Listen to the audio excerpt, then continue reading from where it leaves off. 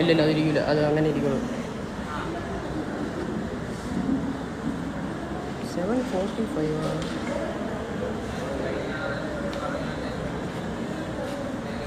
അത് ഇവിടെ വല്ല എടുത്ത് വീക്കി ചെറുതായി. അത് കുഴപ്പമില്ല, അങ്ങനെ ഇരി കിട്ടും. ഇവിടെ വല്ല എടുത്ത് അത് ഇവിടെ തന്നെ ഇത് പോയാണ്ടാണ് സ്ട്രീം ആവുന്നില്ലേ?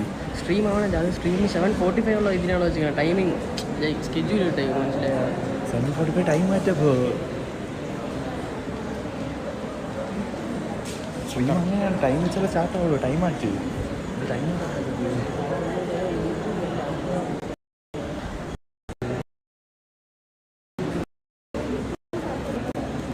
ടൈം അക്കോർഡിംഗാണ് സ്റ്റാർട്ട് ആവുന്നത്. അതൊരു സ്റ്റാർട്ട് ആവുന്നില്ല.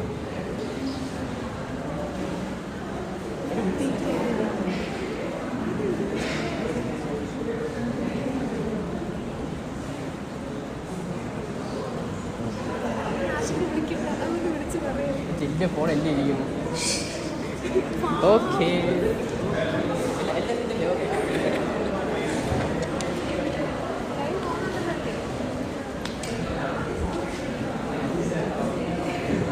അപ്പോൾ നോക്കണം. ഞാൻ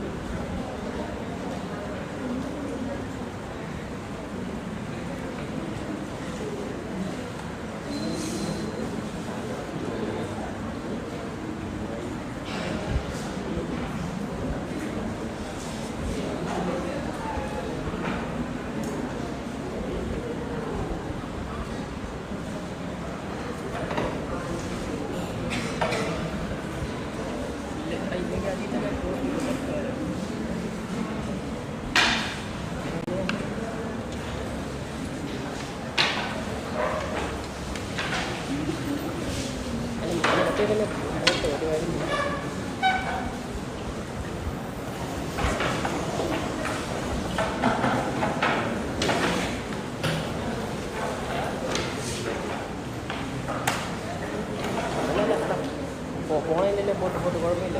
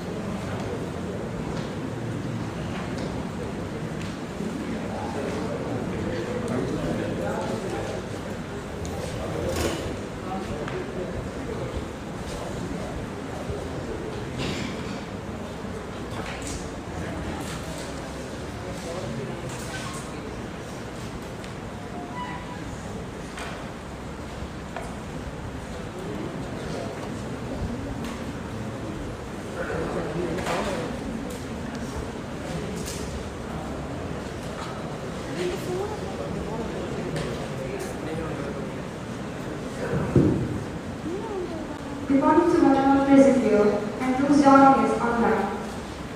On behalf of the Department of Civil Engineering, 𝐶𝐬𝐭𝐫𝐚 for Science and Technology Trivandrum, in association with Kantaloor 𝐶𝐬𝐭𝐫𝐚 Best School Trivandrum, I warmly welcome you all to this national seminar on 𝐌𝐨𝐝𝐞𝐫𝐚 and architecture, a debate question and a variety of techniques.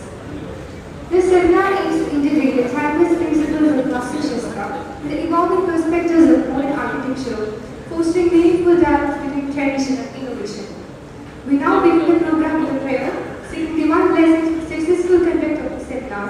I invite the civil engineering students to enter the prayer song.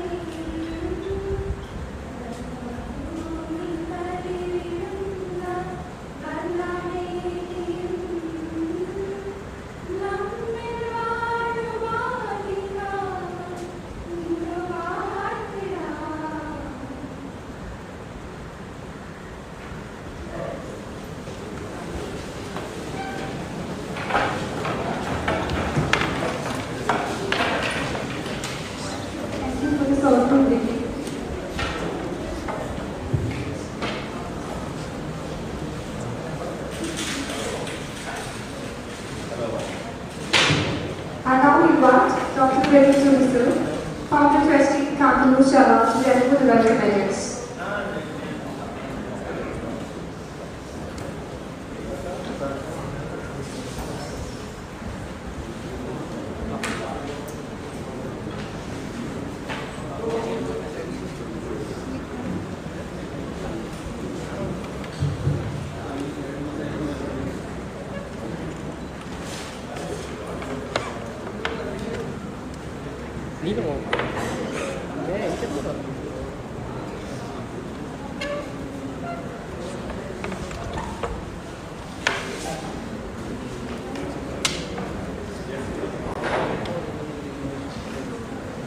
स्मृति पुराणानाम् आलयं कर्णालयं Namami भगवत्पादशङ्करं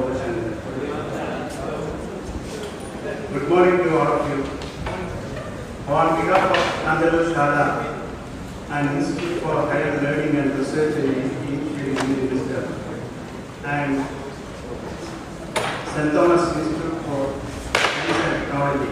It is my profound pleasure and privilege to welcome everyone to the seminar on bridging tradition and modernity in Indian agriculture to our students. Let me extend a special welcome to our most distinguished and honored guest, Professor 𝐕ā𝐬𝐭𝐫𝐚, the Honorable Vice Chancellor of Central Sanskrit University, New Delhi, and he is also the head of the National Advisory Board of Kantaloor Śā𝐬𝐭𝐫𝐚. He joined us soon in Monday.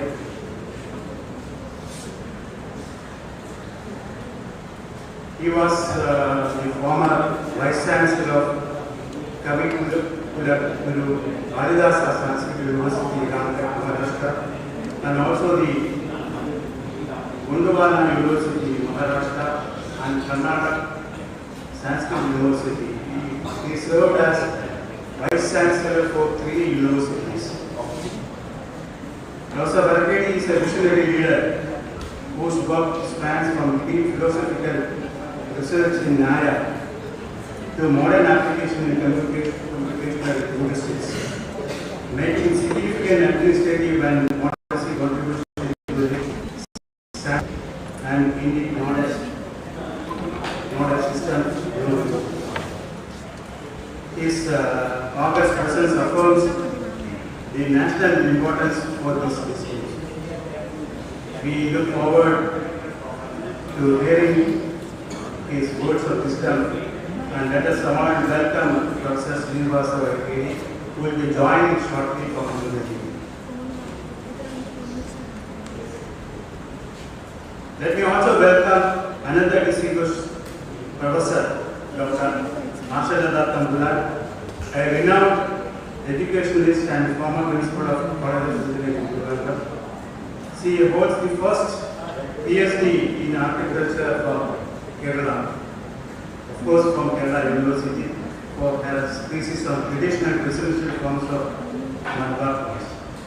Her book on Trivandrum, a monograph of heritage buildings, is a very popular and reference book for many educational institutions across India. She has been actively involved in several prestigious agricultural projects, conducted extensive research on traditional agriculture, and presented papers at national and international forums. We are very fortunate to have such an eminent scholar to inaugurate this seminar. On behalf of all present here, let me welcome you, madam. Let me also welcome Professor Murali Madhavan, the Managing Trustee and the Director-in-Chief of Kantaloor Śā𝐬𝐭𝐫𝐚, who is presiding over today's inaugural session. He is a former professor at the Central Sanskrit University and Sri Shankaracharya University of Sanskrit, Calcutta. He is a recipient of President's Award for his excellent academic and research work on the Indian model system, and is also a visionary behind this Kantaloor Śā𝐬𝐭𝐫𝐚. As you know, the Kantaloor Śā𝐬𝐭𝐫𝐚 served as a leading university of the ancient continent for several centuries, from 4th BC to 8th century AD, and had its main campus at Trivandrum. There is a temple nearby, it is called Kantaloor Śā𝐬𝐭𝐫𝐚. It had 34 departments and 64 study centers, starting from Vedic literature, Darshana systems, material science like chemistry, physics, biology, mathematics, and Veda Ganita, astrology, Vastu Vidya, both civil engineering and mechanical engineering, Ayurveda, finance, theatre studies, social science, and ship technology. The revival process of Kantaloor Śā𝐬𝐭𝐫𝐚 under the able leadership of Professor Murali Madhavan started in the year 2020. Let us all welcome Professor 𝐕ā𝐬𝐭𝐿 to preside over you. Kantaloor Sala is very happy to associate with St. Thomas Institute for Science and Technology, which is established in 2010 by the Marthoma Church Institution Society. A well-known pioneer in education since 1966, which imparts high-quality education, training, and values to students from all divisions of the society. Let me welcome our principal, Dr. 𝐕ā𝐬𝐭𝐫𝐚, and also the Priya Jacob, head of distribution, who took very keen initiative to organize this ceremony.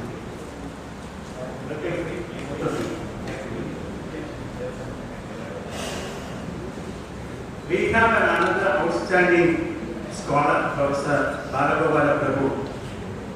He is a former professor of NIT Calicut and an eminent scholar in Vastu, who will deliver the keynote address titled Bridging Tradition and Modernity in Indian Architecture through Vastu.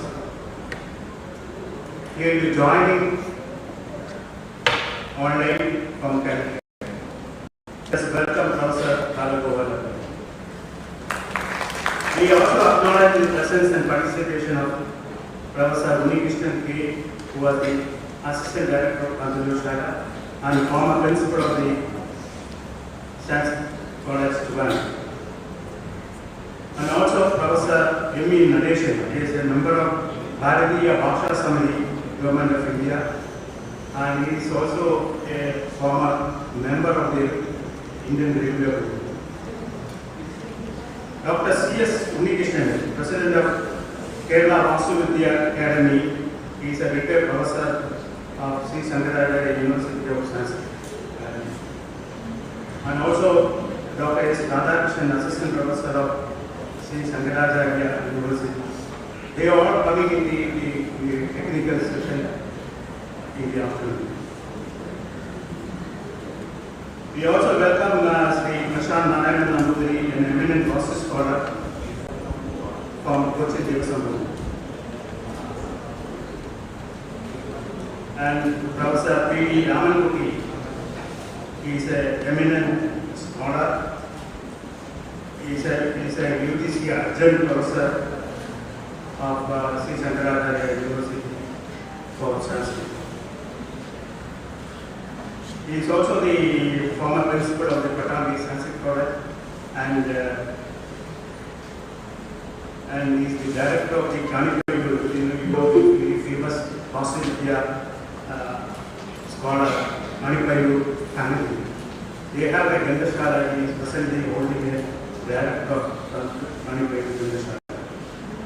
As well as there are so many esteemed architects, researchers, and faculties and students present here. On behalf of Kantaloor and St. Thomas Institute, let me welcome you all to this seminar. We have gathered today to initiate a crucial dialogue on integrating the profound knowledge of Vastu Shastra into contemporary architectural practice and modern development. This seminar is a very key step in the Institute mission to unearth the hidden treasures of ancient Sanskrit knowledge and translate it into a regenerate modern system. Over the next few hours, we will have the opportunity to delve into fundamental sources of indigenous knowledge, decode Sanskrit dust, study archaeological monuments, analyze vernacular traditions, and document the vital hereditary skill of our traditional craftsmen. This event is not just a discussion, it is a vital platform for developing an action plan to preserve the knowledge base and integrate into modern practice. So thank you once again for joining us in the crucial phase of Kantaloor Shala's journey. Thank you.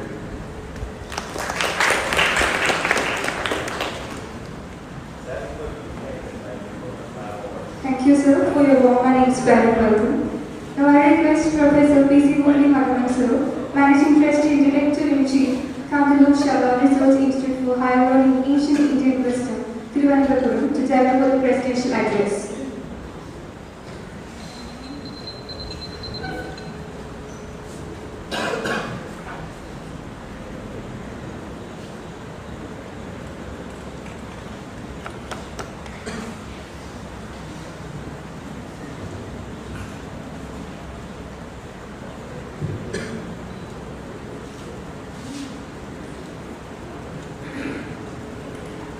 Most respected Professor 𝐻𝐸𝐿, who is the inaugurator of this great academic event.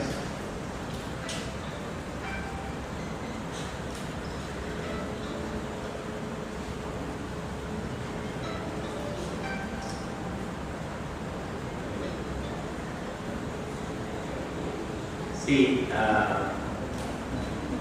Professor 𝐈ā𝐬𝐭𝐫𝐚, who is the former professor of NIT Calicut, who is delivering the keynote address today in this August Assembly of Scholars. Dr. Pradeep Jyothi, the trustee, founder trustee of Sala.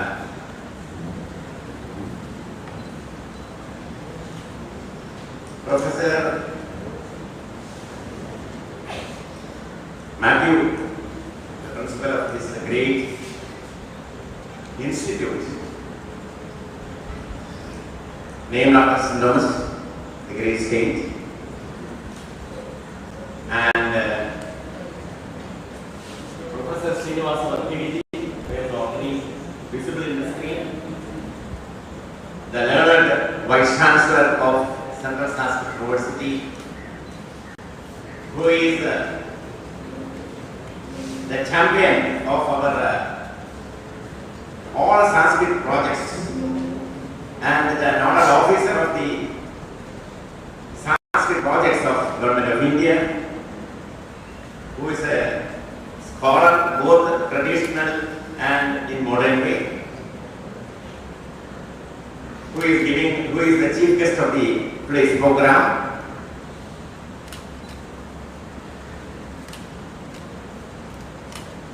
Our head of the department here, Dr. Priya, Dr. Arun, other the faculty members of this great institute, beloved students, I welcome one and all to this great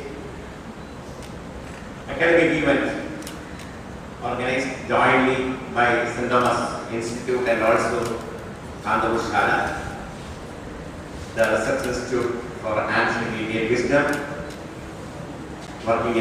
established in Trivandrum near Westport.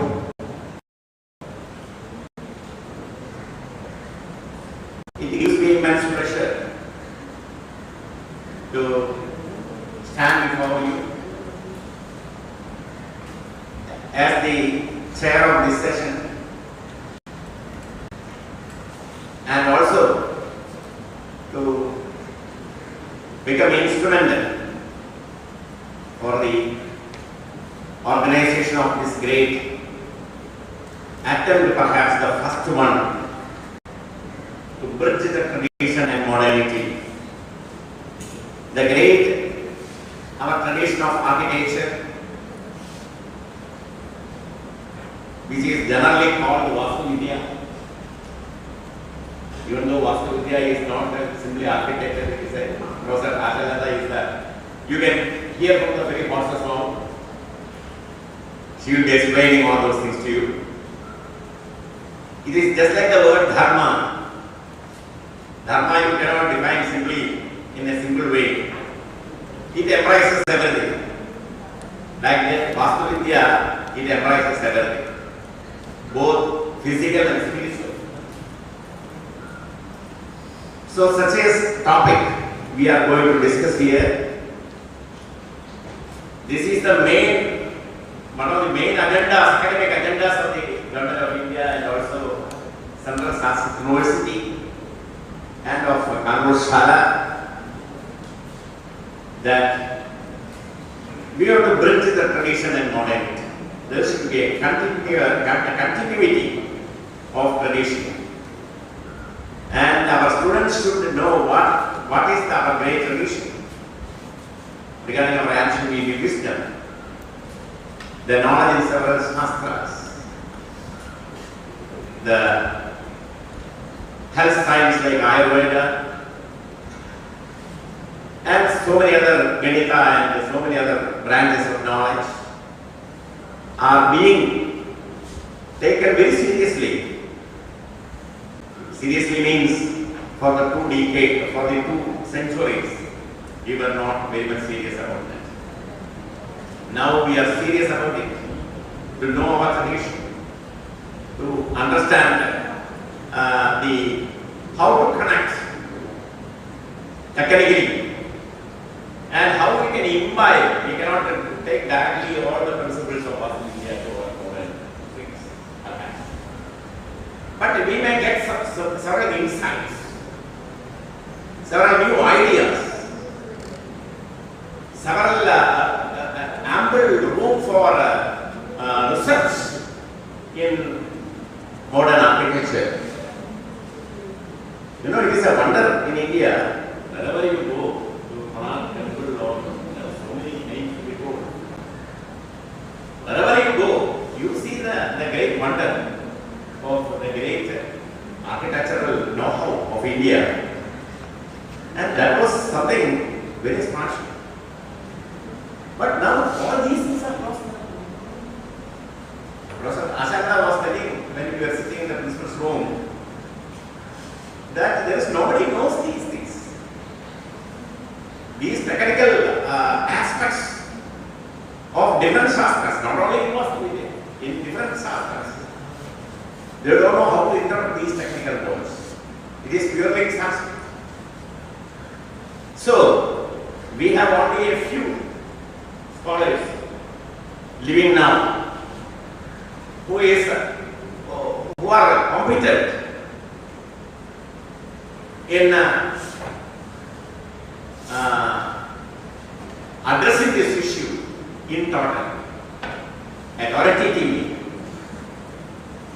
We have to serve as scholars, and our modern engineers also, those who are well versed in modern engineering studies, whether it is civil or mechanical, whatever it may be, they should sit face to face, and there should be some face to face dialogue in between these two groups.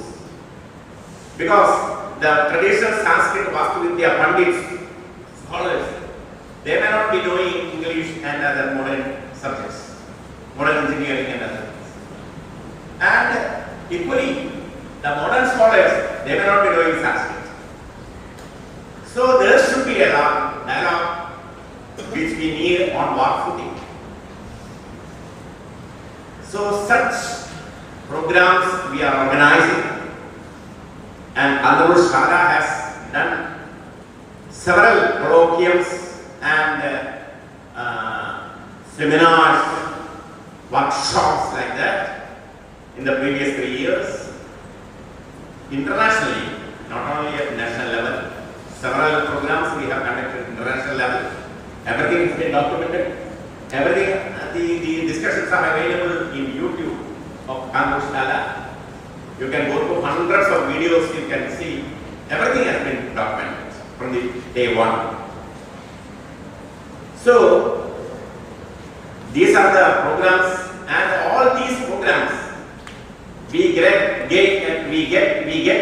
regularly the support, wholehearted support from Central Sanskrit University, Government of India, and also from Government of Kenya.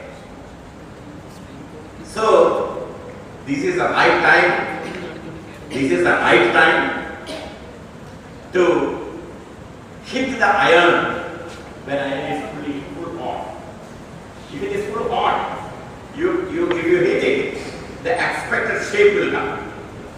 Once it become cold, even if you hit it, you will get pain here, nothing will be coming out. no other benefits you will get. So when iron is fully hot, at that time you have to heat it. And this is the right time for us to do something very seriously in this field of study. So Vastuvidya, and when I discussed with Dr. Matthew, your beloved principal, he has a great vision about it. So I am very, actually it was wonderful, so to say, because whenever we approach several colleges, they think that what is the use of all these things? We are conducting regular hours and teaching hours and projects and other works like that. And that is only a classroom. You have to make the students free from the classroom, go outside and see what is the world and what is our tradition and what is we have in our treasure, old treasure, the ancient wisdom of India. That you have to make them familiar with. And for that, I think Dr. Matthew has given a great support and cooperation in this affair. And this is not the only one. This is only single beginning. This will be a single beginning, and we will continuously conduct programs, workshops and seminars and like that. Scholars like in these both areas, mostly people like Professor 𝐸𝐴𝐻𝐿 and other scholars, such as scholars, those who are available, those who are mostly acquainted and familiar with both disciplines, traditional and modern, both. Such people we want to bring to a same platform and have discussions. And just now we have discussed that we should have, we have very young teachers here, those who can contribute to these areas in what we call substantially. Such the cooperation with such teachers, we should arrange a colloquium immediately. We have to ask for some financial assistance to the government of India, and Central University is the nodal agency for that. So we will ask them. I was more than 30 years I worked in Central Sanskrit University as a professor and head of the department, and I know the system and other things, how to approach them and how to get financial assistance and academic advice from great scholars like the Vice Chancellor Srinivas, whom you saw in the screen. Such scholars are in the world in India, in the head of affairs of several universities. They are ready to work, they are ready to support. But people should have to take up these projects and go ahead. We can have publications. We can have several workshops and seminars, and even this colloquium. This colloquium will be the basic program where we will have what we call the real scholars in the field. We have invited such people not only from Kerala, from all over India.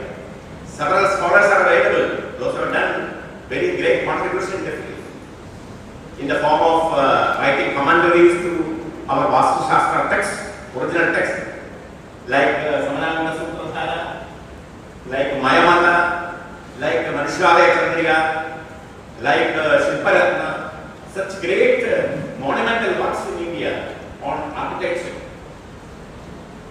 And our students will benefit because they can, very easily they can trace out an area where they can do some what we call unique research.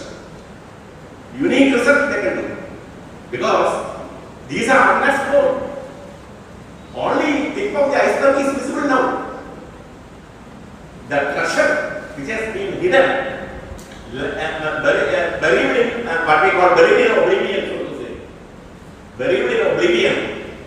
Such great knowledge is there. The only thing is that you know engineering, so you are the students of engineering. So the subject is same. The only thing is that how our ancestors, our great rishis and scholars and acharyas, they have done, they have contributed to this field. And what are the unique aspects of those things? What are the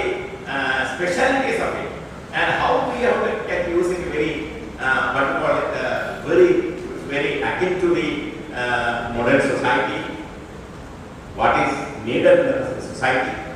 In that way, very easily the student community, especially the researchers, they can search topics in Vastuvidya text.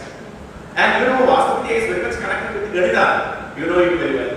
And Ganita, you know that Kerala's contribution to Ganita, mathematics, is so large. You would have heard about 𝐸𝐵 Mahava. Now his name is coming up. 𝐸𝐵 Mahava. Nilakanta Somayajin, another great mathematician of India.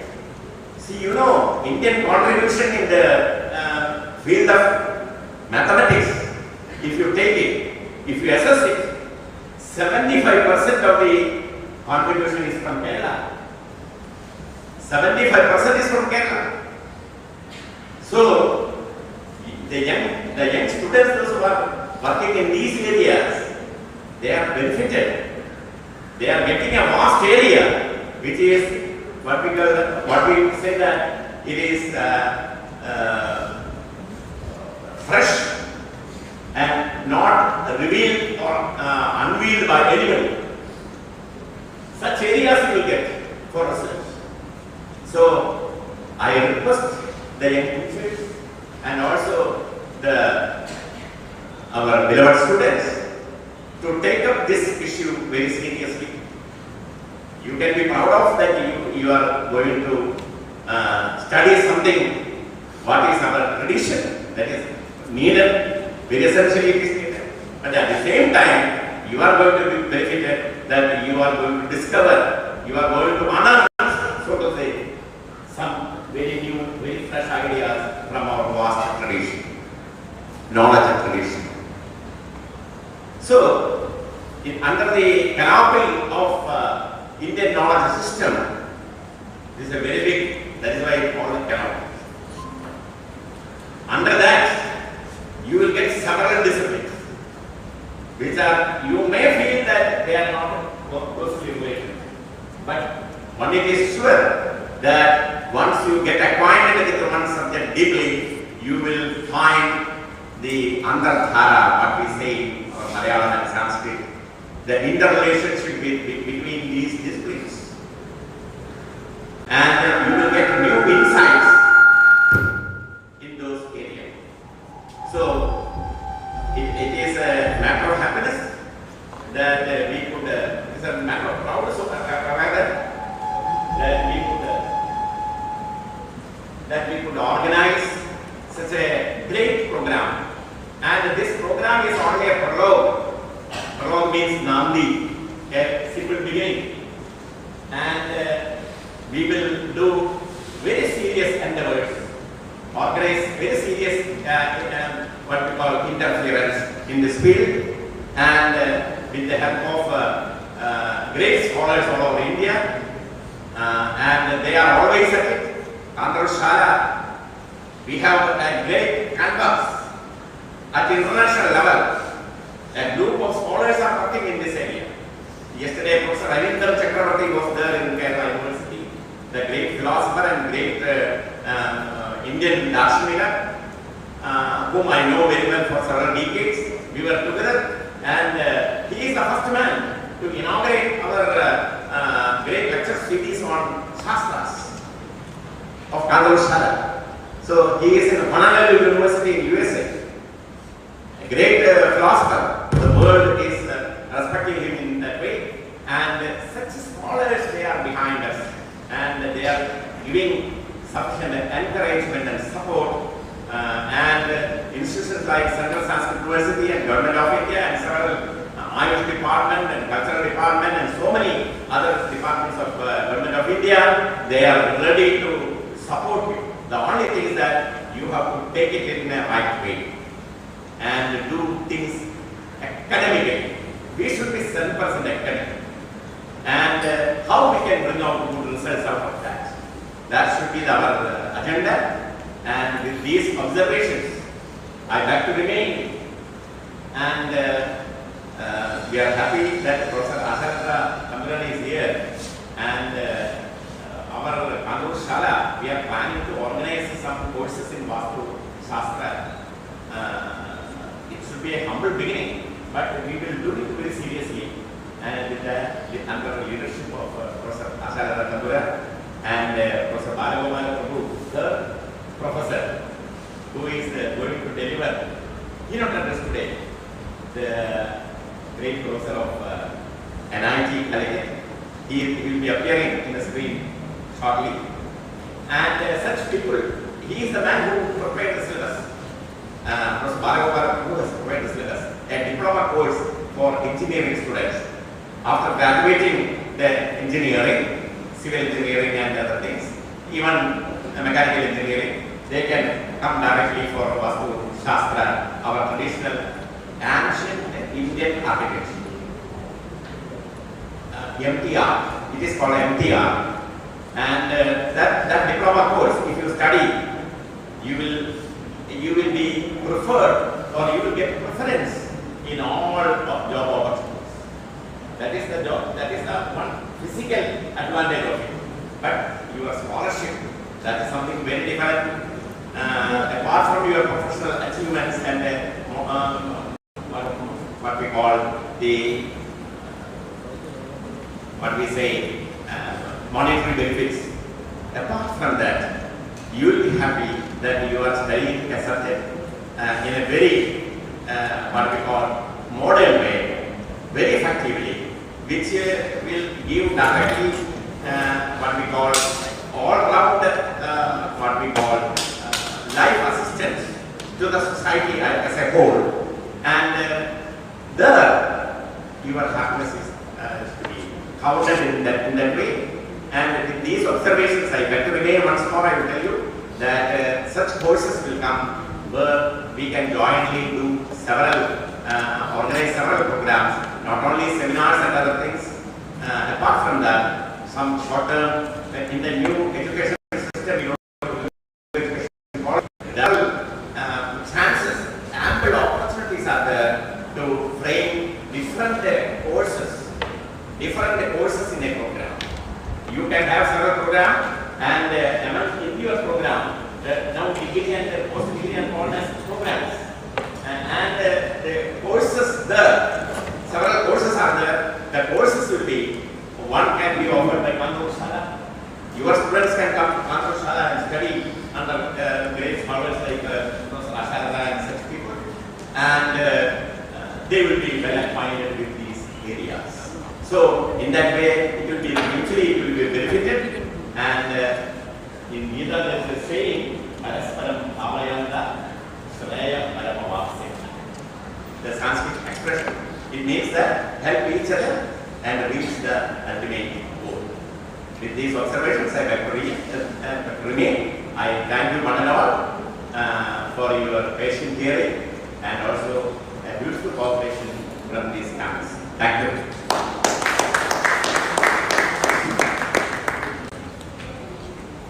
Thank you, sir, for your valuable presidential remarks. It's our great honor to welcome the chief guest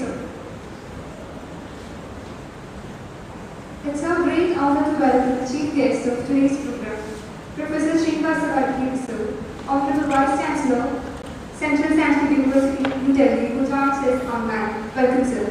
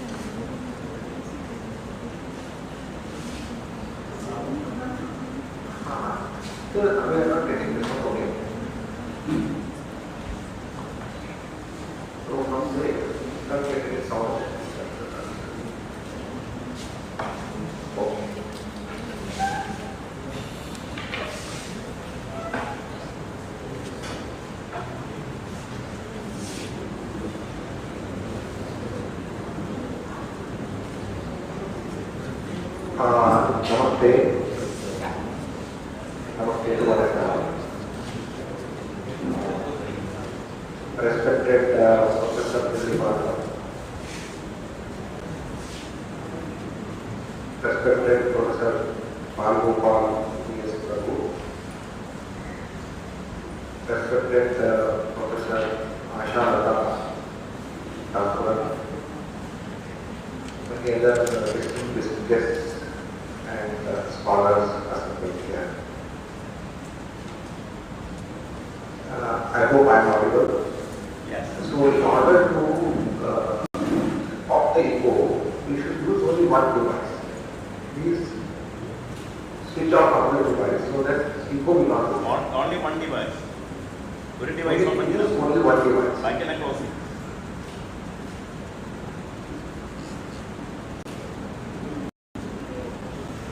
So, yeah. So I'm happy to be part of the program organized by the Department of Civil Engineering in St. Thomas Institute of Science and Technology in association with Kantaloor Sala Research Institute on Vastu-Shastra and modern architecture. So this is a unique subject. I am not a scholar. This is not my area of research. However, this is an area which interests me to see the good collaboration and collaboration between the two disciplines. One is very modern discipline and the other one is very ancient Indian which is one of the ancient Indian sciences, 𝐕ā𝐬𝐭𝐫𝐴. There is a great tradition of 𝐕ā𝐬𝐭𝐫𝐴 in our Bharat. We have more than 3,000 years history of understanding of 𝐕ā𝐬𝐭𝐫𝐴.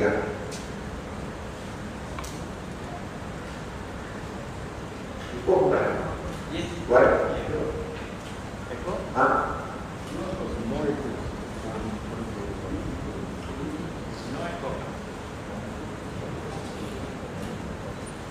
Okay. So today we need to, when we want to study the current architecture, we need to combine with our 𝐕ā𝐬𝐭𝐫𝐴. Why?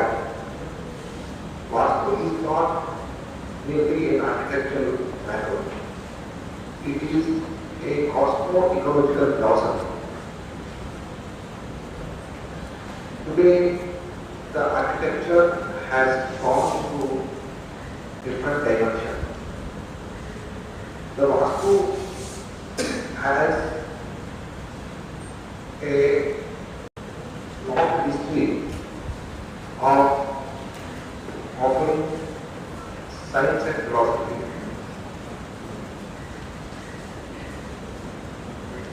In Mahārāja, it is said that Vastu Sukham Āpūya. The properly designed space leads to collective well-being. Basically, we want to create a space. When we construct a home or when we construct a building, it is not to curtail the space, but it is to create the space. A space which gives us explore our ideas and to create space for our living, for our well-being. So in the Indian worldview, architecture is not a technical craft alone. It is a samskara. It is a refinement. We are refining the space where the architecture properly aligns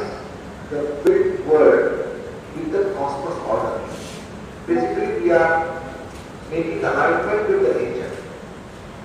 So by building something, we should not harm the cosmos like that. So in order to understand the cosmic energy and the structure of the living, we need to understand the three concepts. One, Purusha, Prakriti and Panchabhutas. So we need to understand the nature of the human being and his interests, and the Prakriti, basically environment, and the Panchabhutas, five elements that we have. Ultimately, the energy flows all these basic, one is the user, the other one is the system, the Panchabhutas are the elements. This integrated vision is precisely what modern architecture now needs. It should be human-centric, sustainable, and ecologically acute design. Today, our modern students of architecture are concerned with the design. The Vastu is not just design. It is beyond the design. It is a philosophy. It is a science. It is science of energy. It is understanding the alignment between all the between Panchabhutas and Prakriti. Therefore, the classical Vastu has to be understood in three terms. One is science of space. We need to understand Desha, the orientation, topography, light, the climate conditions. Based on this, we need to create the space. Most of the times we create the buildings, we create the walls. We should not create the walls, we should create the space. So understanding space is one of the fundamental ideas of art. The second idea is the science of form, Rupa. So the world is created, it is created with Naam and Rupa. Rupa is form, basically it is vinyasa. So understanding the measure, understanding the structure, understanding the vinyasa is one of the important aspects of Vastu. So all the rules of Vastu are emphasized with the harmony, balance and rhythm. This aligns with the contemporary concern for proportion and visual coherence.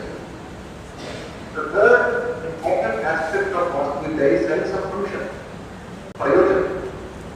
Ultimately, we are human beings, we want to live. We are concerned with our safety. We are concerned with our security.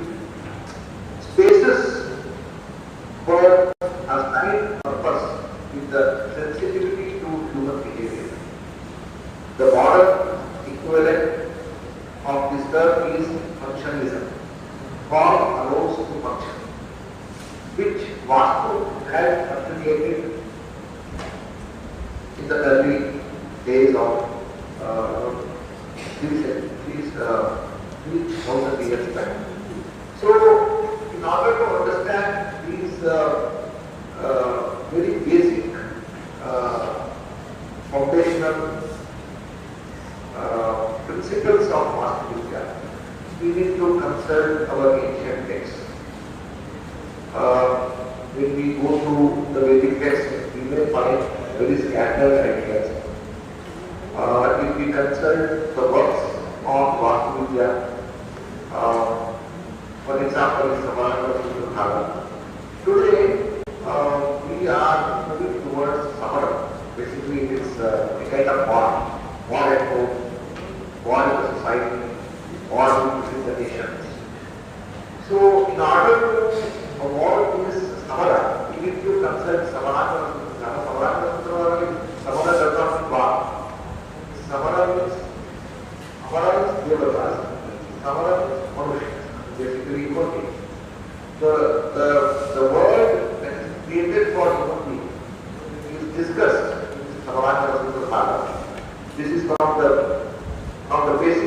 basic text of Vastuvidya.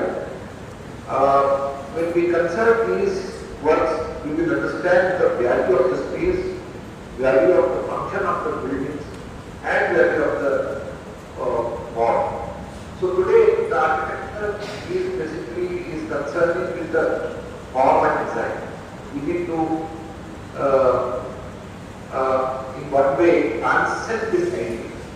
Once we transcend this idea of form and design, we will reach out to the space and energies.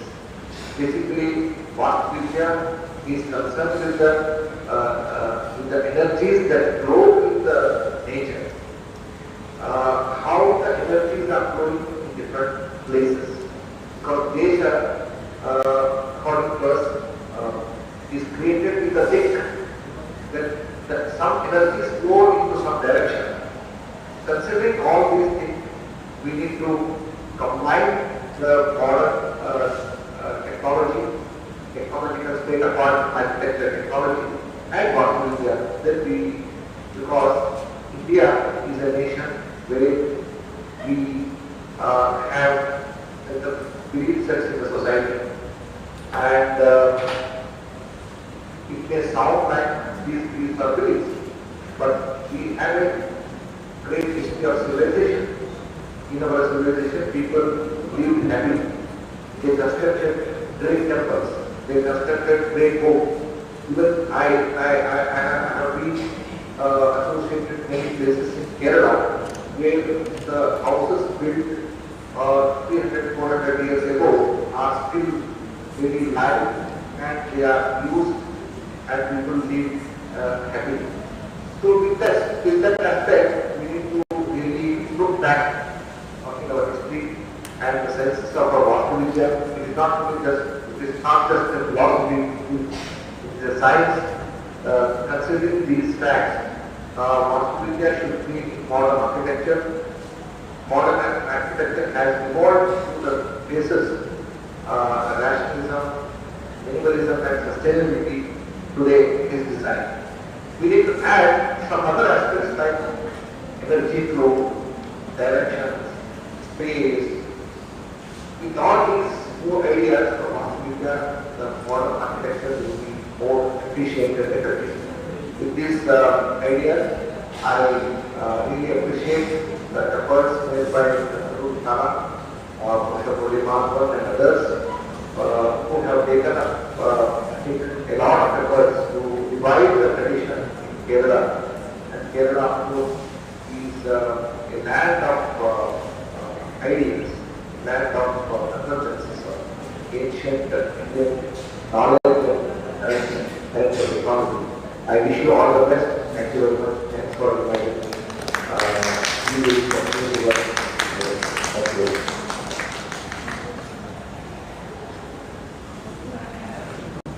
Thank you, sir, for your valuable words.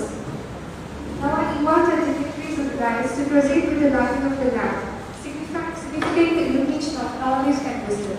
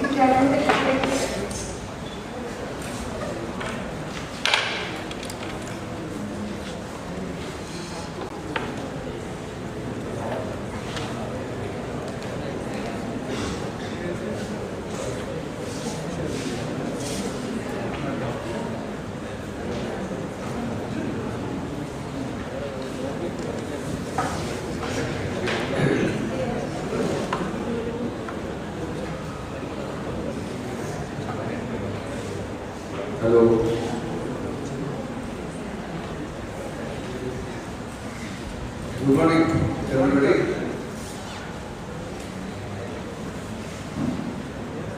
Respected Chief Guest, Professor 𝐭𝐫𝐬𝐭𝐫𝐚, who is the Vice Chancellor of Central Sanskrit University. Professor 𝐭𝐫𝐬𝐭𝐫𝐚, Madam, who is the former Principal of GEC Trivandrum, as well as CET.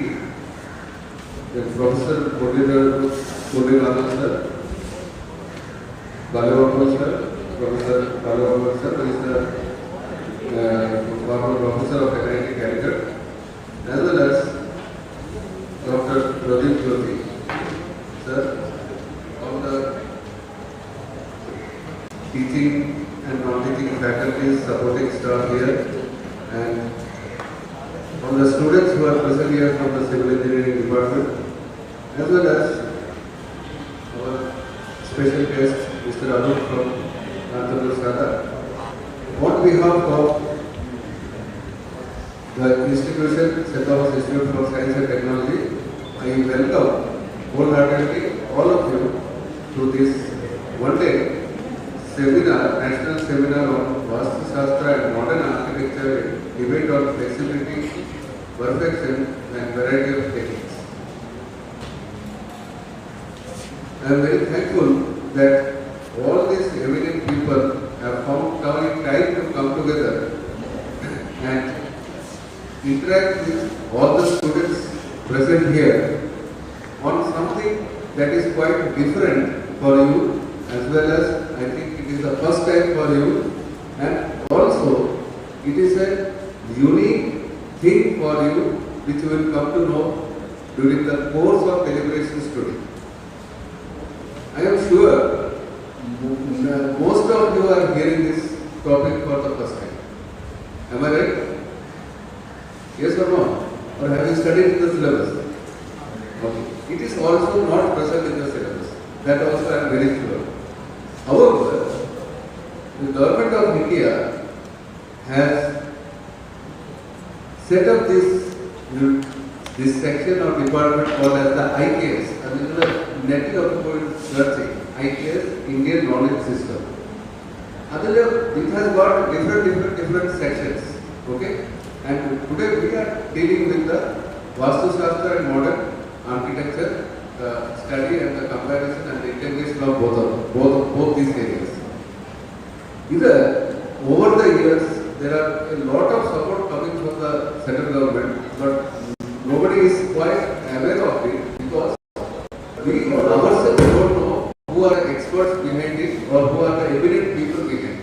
Now, the modern technology, modern and developments, buildings, constructions, അതുപോലെ തന്നെ മറ്റു പല ടെക്നോളജിക്കും നമ്മുടെ കയ്യിലും ചുറ്റിലും ഒക്കെ ആൾക്കാരുണ്ട്. പക്ഷേ ഇങ്ങനെയുള്ള ഒരു സംഭവം ഉണ്ടെന്നുള്ള കാര്യം നമുക്കാർക്കും അറിയില്ല.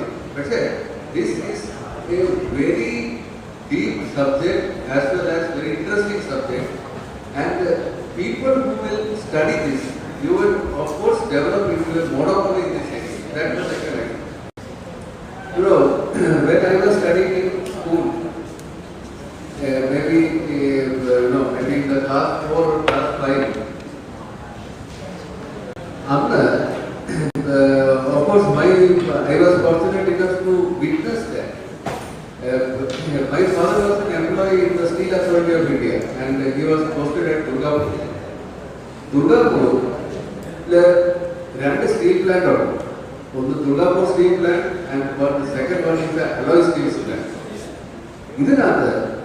Durgapur steel plant in the 25th anniversary, the 25th year of establishment, the government of India, Ministry of Steel and Mines, the Ashoka pillar, which you have all studied in your history books in your school, that is a replica of our Durgapur house, the building, the guest house. That building is Queen Elizabeth II was the Thomas building.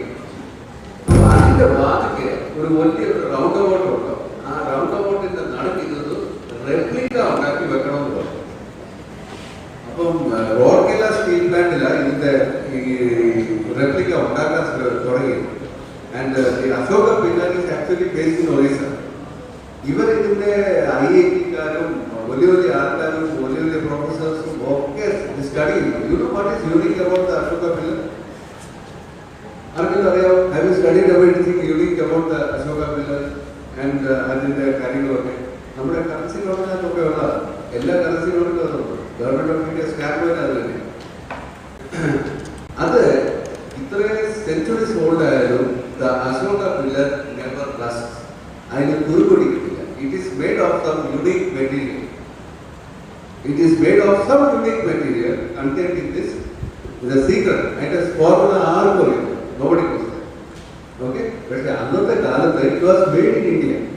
Okay? And it is a division of metallurgy, which is again part of the Indian knowledge system. Now, this Vastu PowerPoints and the other eminent people who are going to present it here. That is a wide application in civil engineering as well as metallurgy, mechanical engineering. Now, this is a replica to a very large extent it is successful. For 95% it is successful. Annually, I also maintenance and improved. Last I visited in 2018 and I have seen that it is still there as it was here. But some annual maintenance is done. Okay. But the whole thing is, these are the secrets behind this. Even the academic projects, if you can study this, definitely, I am sure you will become somebody different and something better compared to others. That's why college, college, Nadapuram department, NB accreditation, college eligible to apply for autonomy, which we are going to do so. Autonomous institution now, one subject, IKS in the subject included. Why? Because it is not to study history, it is not to study old things or outdated things. Technology in the development of life easy. Technology, it is a secret which has been forgotten. And this technology has got great prospects. In Durgapur, there is a steel plant known as the alloy steel plant. It is also one of the units of the Steel Authority of India. It is a special steel plant. Defense, defense. Our Kerala high security. Okay? Because where we studied, they used to take us for a visit, we could see that. Special steels are defense is a type of steel. Tank, missiles, weapons, aircraft, this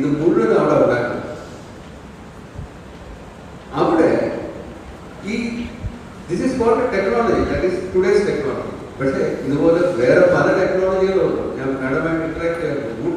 woodworking, steel, these are the secrets are contained in this type of knowledge. Other than it is not known to anybody else. Multi countries they are very inclusive, but they don't. In the lecture, you can listen to that, you can be aware of that. But I would suggest that some of you in the coming days, because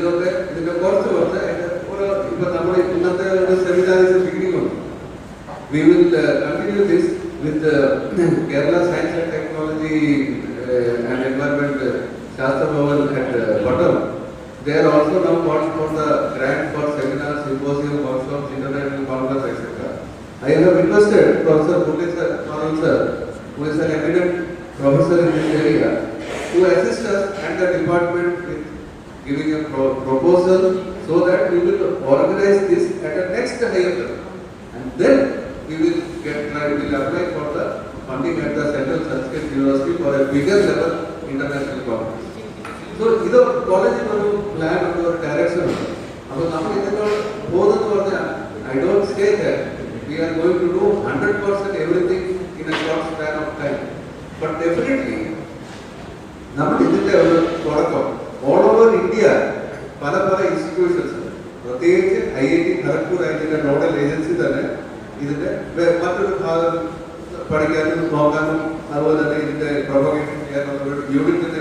IIT Kharagpur.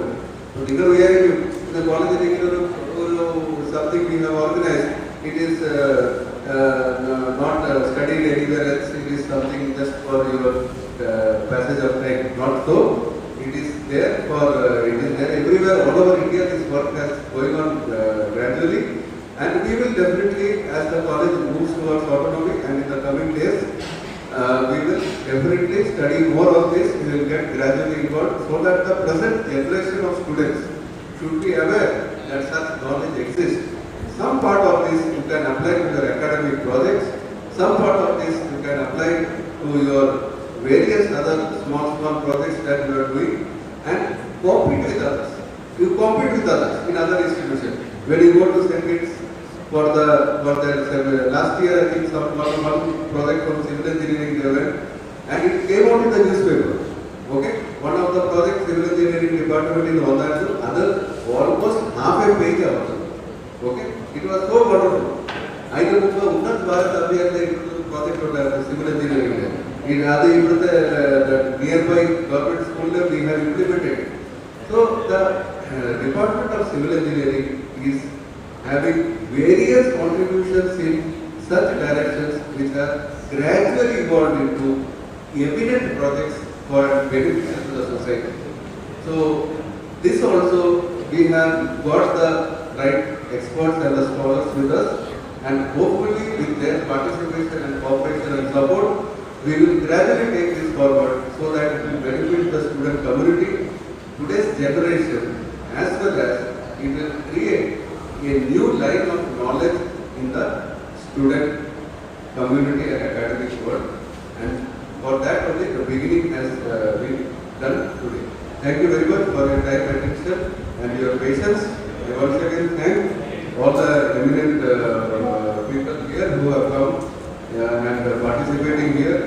They are all busy in the various areas of life, and especially our chief guest, Honorable Vice Chancellor of Central Sanskrit University, New Delhi, Professor Srinivasa, and all the other dignitaries who have come here and who have interacted with you and who will speak to you in simple terms and give you various ideas so that the beginning can.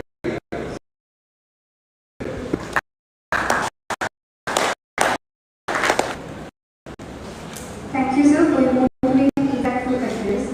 It's my privilege to invite Professor 𝐸𝐭𝐿, former principal, 𝐵𝐻 Engineering-College, Trivandrum, and noted scholar in Kerala temple architecture, to deliver the inaugural address.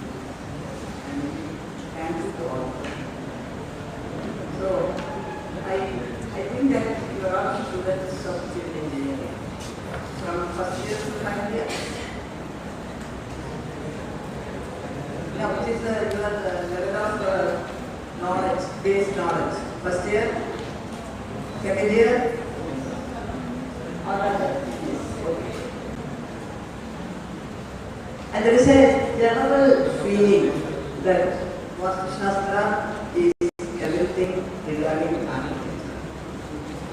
And only the architecture schools think about Vastu Shastra they take that is part of their knowledge system. But architecture is I will say that it's a later development. The original was civil engineering. And then you can say it's a specialization of civil engineering with an added attraction to the fundamentals of aesthetics and things like that. The basic Vastu Shastra is nothing but civil engineering. Now, how to relate Vastu Shastra to the modern architecture? Or maybe architecture, when I say architecture, it includes civil engineering also. How to relate that? You may think that Vastu Shastra is an age-old tradition which has nothing to do with the modern times. The way we are dealing with Vastu Shastra, your understanding of Vastu Shastra is that way it is correct. Because there is a gap of 200 years in the development of Vastu Shastra along with the development of technology. Till 18th, 17th century, the Vastu experts or the studies, they were moving towards the modern times with the transferring knowledge from all over.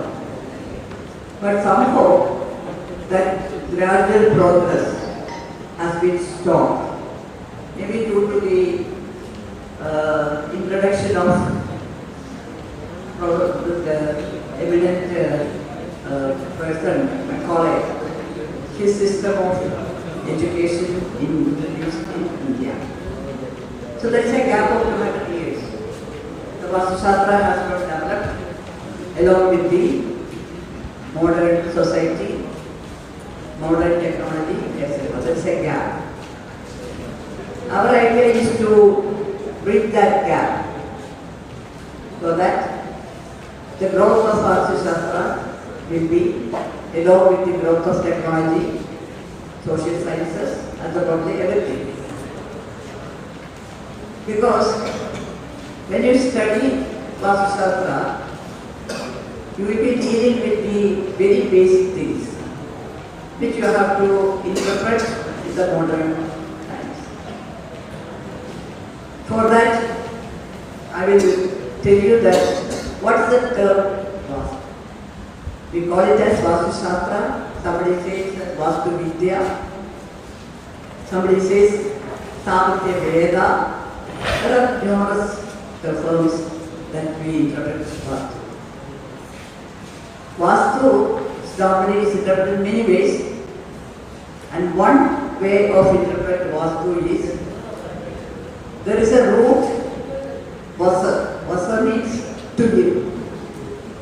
Something which is to live is Vastu. So in their terms, Vastu, the meaning of the Vastu is a place where you live. It's a very rudimentary form of interpretation of Vastu. The second interpretation of Vastu is from the root Vastu. Vastu is matter. Matter is something which you see in everywhere. Unmeasured, undefined. If you take a hillock, you can say it as a Vastu. It's made of granite or maybe laterite, like that. When you give a shape to that hill, then it becomes Vastu. The best example of that is the Ellora tables in Uttar Pradesh. Kailasanatha temple, I don't know how many you have heard about the Kailasanatha temple at Ellora. Can you walk up with you? Only the professor here, and not the students. The entire temple has been carved out of a solid mountain. നമ്മൾ സാധാരണ ഇങ്ങനെ കെട്ടിടം പണിയുക, ഫൗണ്ടേഷനിൽ കുറേ കല്ല് പറക്കി വെച്ചിട്ട് അതിൻ്റെ മുകളിൽ ലാമിനേറ്റോ അല്ലെങ്കിൽ സിമെൻറ്റ് കട്ടയൊക്കെ കൊട്ടി വെച്ചിട്ട് അതിൻ്റെ മുകളിൽ റൂഫ് ചെയ്ത് അങ്ങനെയല്ലേ പണിയണത് അല്ലേ? പക്ഷേ ഒരു ഹില്ലക്ക് മോളിൽ നിന്ന് കട്ട് ചെയ്ത് ഒരു അമ്പലം ക്രിയേറ്റ് ചെയ്യുക, ഒരു ടെമ്പിൾ ക്രിയേറ്റ് ചെയ്യുന്ന temple it's not only the sanctum sanctorum. You must go and visit the temple to get the full എത്രയോ ലക്ഷം millions of tons of granite has been scooped out of this mountain to produce a temple. അവിടെ ചെന്ന് കഴിഞ്ഞാൽ നമുക്ക് മനസ്സിലാക്കുന്നത് നമ്മളിപ്പോൾ ചെയ്ത പോലെ തന്നെ കല്ല് വെച്ച് കെട്ടിക്കൊണ്ട് പോകണമെന്ന് തോന്നുന്നു. With all the interior spaces, all the openings, all the columns, roofs, everything. But it is scooped out of entire granite. So the temple is a vastu, the hillock is vastu. So something comes out of that. നിങ്ങൾ pot ഉണ്ടാക്കണം കണ്ടിട്ടുണ്ടോ? Clay pots. അതിലെ വസ്തു എന്താണ്? Clay. അത് measure ചെയ്തിട്ടില്ല, ഒന്നും ചെയ്തിട്ടില്ല, അതിങ്ങനെ ഫ്രീ ആയിട്ട് കിടക്കുകയാണ്.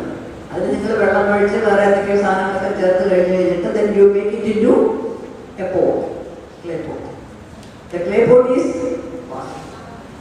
Clay is vastu. So it has a broader meaning. Vastu has a very broader meaning. You have to, when you cut the wood and make it into a particular shape, it becomes vastu. The wood itself is the vastu. The wood itself is vastu. So this is the second term for vastu. The third interpretation, that is what we architects, civil engineers and environmentalists are very fond of.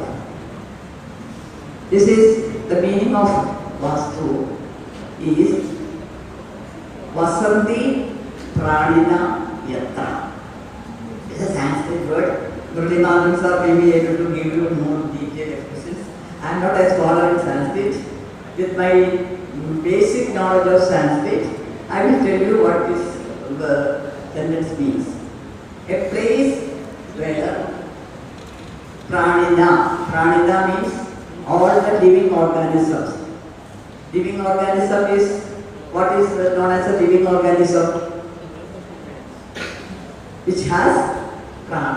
Prana ഇല്ലെങ്കിൽ എന്താവും? ഇപ്പൊ നമുക്ക് തന്നെ നമുക്ക് പ്രാണൻ ഇല്ലെങ്കിൽ നമ്മൾ എന്താവും? നമ്മൾ ശവമാവും അല്ലേ?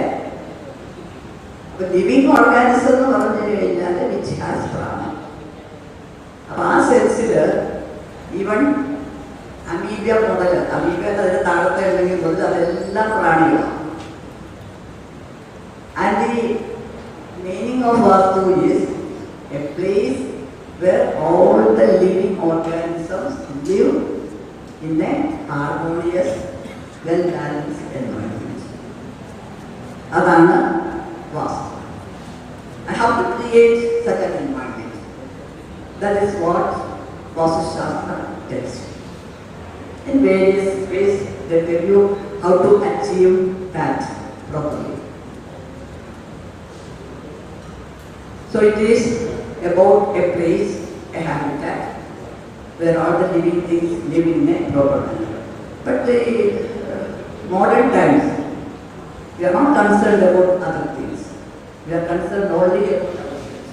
We are concerned only about the human beings. The human beings in a life comforting വേണ്ടി നമ്മൾ ബാക്കിയുള്ള ജന്തുക്കളെ അറിയുള്ളൂ. വീടിനകത്തൊരു എലി കയറി കഴിഞ്ഞാൽ നമ്മൾ എലിയെ കൊല്ലും. It has its own functions in the environment. അത് നമ്മൾ എപ്പോഴും മനസ്സിലാക്കിക്കൊണ്ട് വേണം. ബാലൻസ്ഡ് ആയിരിക്കണം. It should be balanced. അതല്ലെങ്കിൽ ബാലൻസ്ഡ് അല്ലാതെ വരികയാണെങ്കിൽ that will create chaos. That's exactly what is happening now. നമ്മളിപ്പോൾ ട്രിവാൻഡ്രത്തിൽ വരുമ്പോൾ കാണാം ഇത് നമ്പർ ഓഫ് സ്റ്റോറി ബിൽഡിംഗ്. അതെവിടേക്കാണ് വച്ചിരിക്കണേന്നുള്ളതിന് യാതൊരു കണക്കുമില്ല. അതാരും ഈ പറഞ്ഞ എൻവയറൺമെന്റൽ ബാലൻസിനോ എക്കോളജിക്കൽ ബാലൻസോ ഒന്നും നോക്കാതെ കണ്ട് നമുക്കൊരു മിനിമം എനിക്ക് തോന്നുന്നു 25 സെന്റ് സ്ഥലം വേണം തോന്നുന്നു മൾട്ടി സ്റ്റോറി ബിൽഡിംഗ് പണിയാനായിട്ട്. If you have 25 cents of land, you construct a multi-story building without knowing, without doing anything regarding the environment. And that is creating all the chaos. And after producing all the chaos, now we have started thinking of how to solve the problem. And we have come up with ideas like green buildings, sustainable architecture, we have already created the problem. Now how to solve the problem? It's very, very difficult. The problem is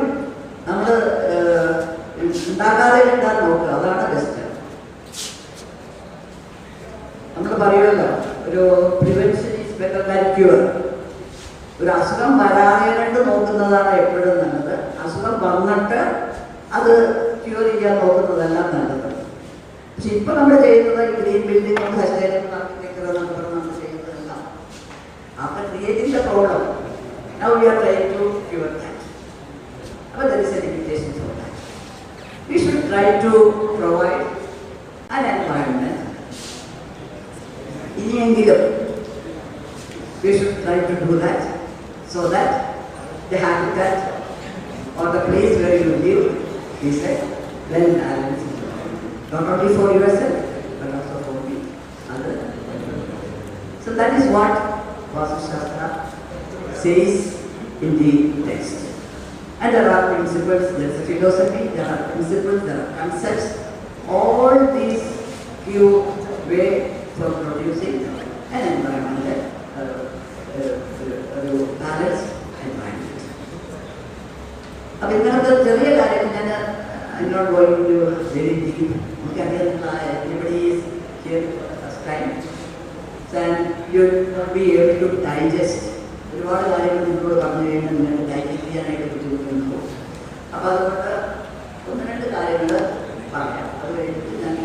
you are interested, we can have another talk.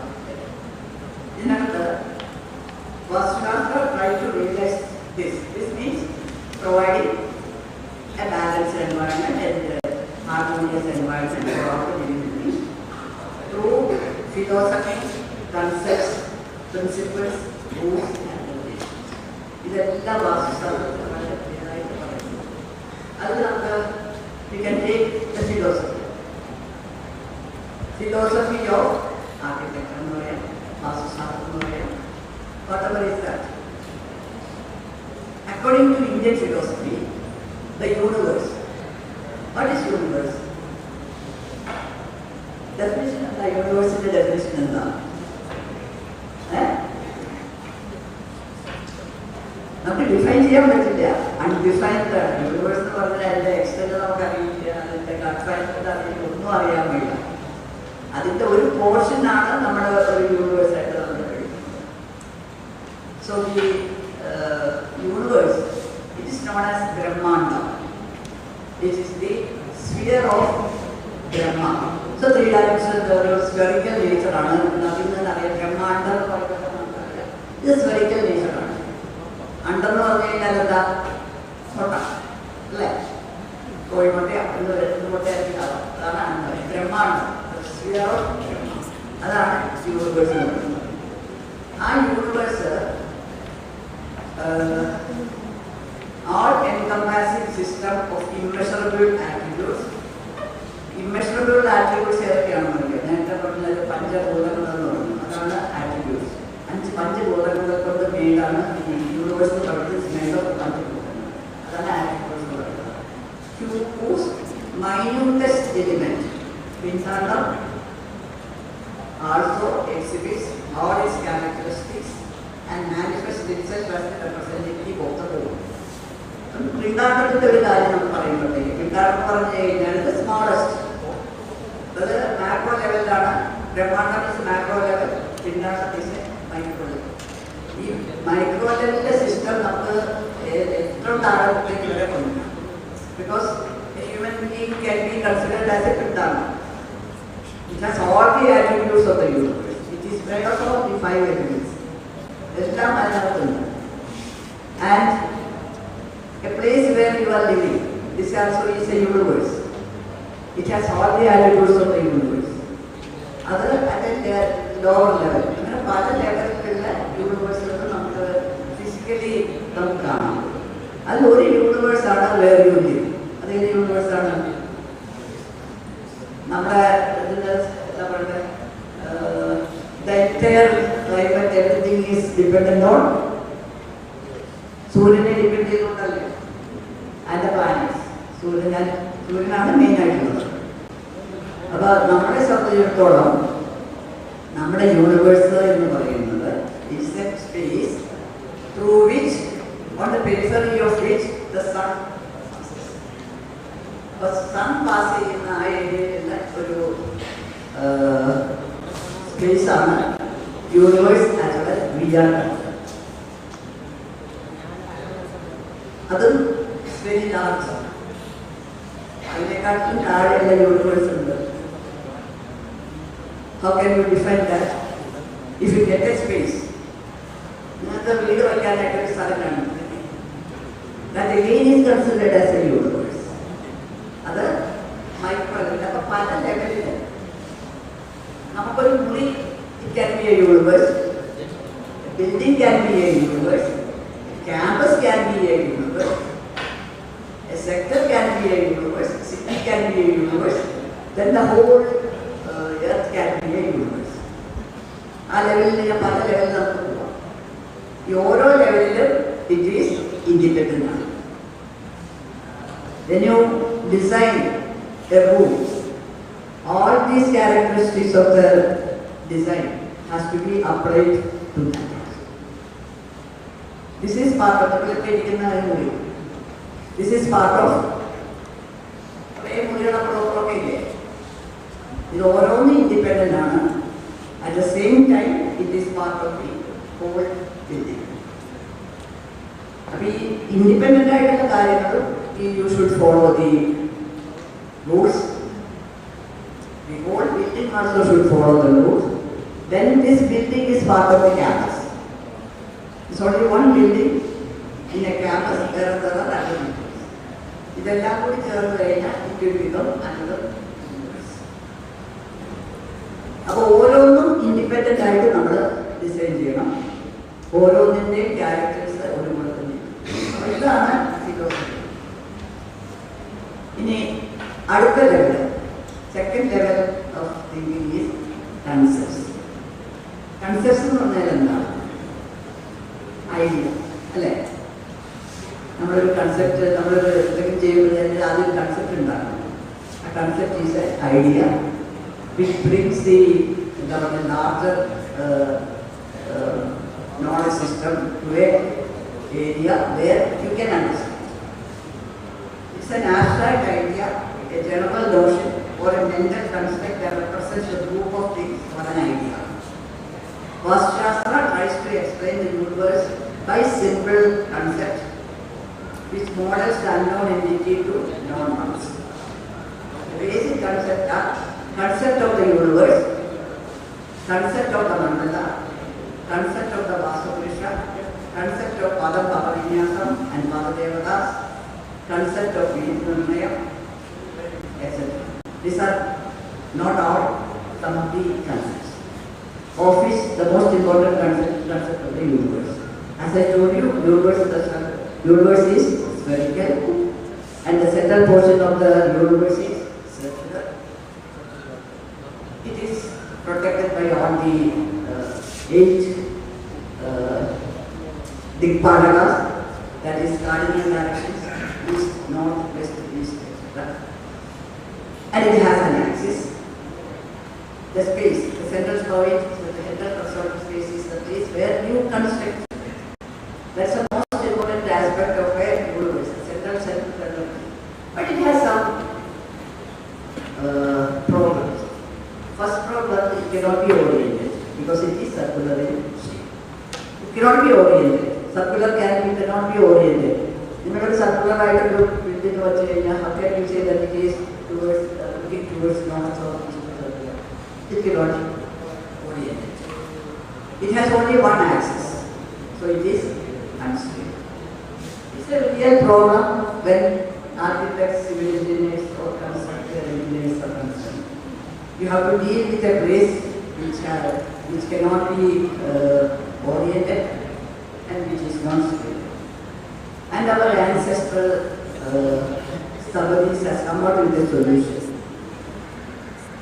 Keeping the sphere, perceiving the circle at the center of the sphere, they have come out with a concept which says that the shape of the central space of the universe is a square.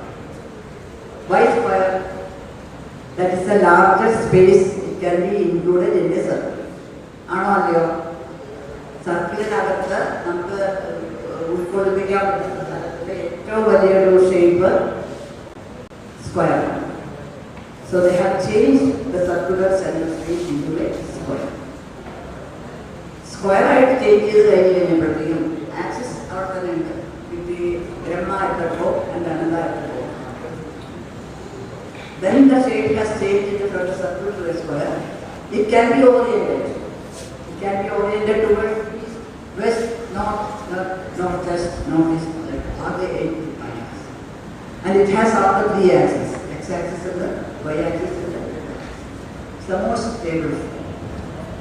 Our Vastu-Shastrത്തിൽ ആദ്യത്തെ concept of the universe, which has changed the spherical shape of the universe to a more practical shape of tetrahedron. Tetrahedron എന്ന് പറയുമ്പോഴത്തേക്ക് എന്താണ്? One pyramid at the top and another pyramid at the bottom. The square space. With an axis, Brahma at the top and the Ananda at the top, and then protected by the other. That is the conceptual one. It's a concept, the idea. ശരിക്കും universe എന്ന് പറഞ്ഞാൽ അങ്ങനെയല്ല. നമുക്ക് യൂണിവേഴ്സിന്റെ circle നമുക്ക് manage ചെയ്യാൻ പറ്റില്ല. So this is the first concept of Vastushastra, the concept of the universe. Now you got square space, you got a volume in the place in a triangular manner at the top and also at the bottom. So they triangular shape, which can be oriented. If you want my building to be oriented towards east, I can do that. Or oriented towards west, I can do that. Whatever that is very stable, because it has x-axis, y-axis and z-axis. So that is the most important concept of Vastu-Shastra, the concept of the universe. Now, the concept of mandala.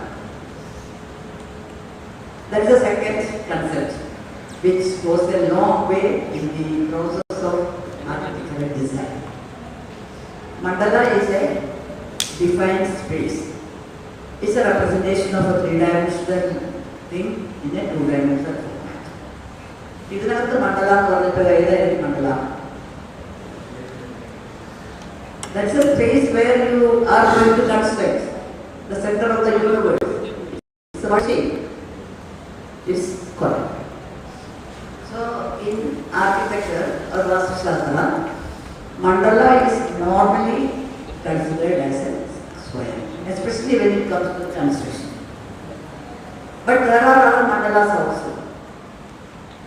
For example, Arthashastra parayum mandalathile vera shape parayum.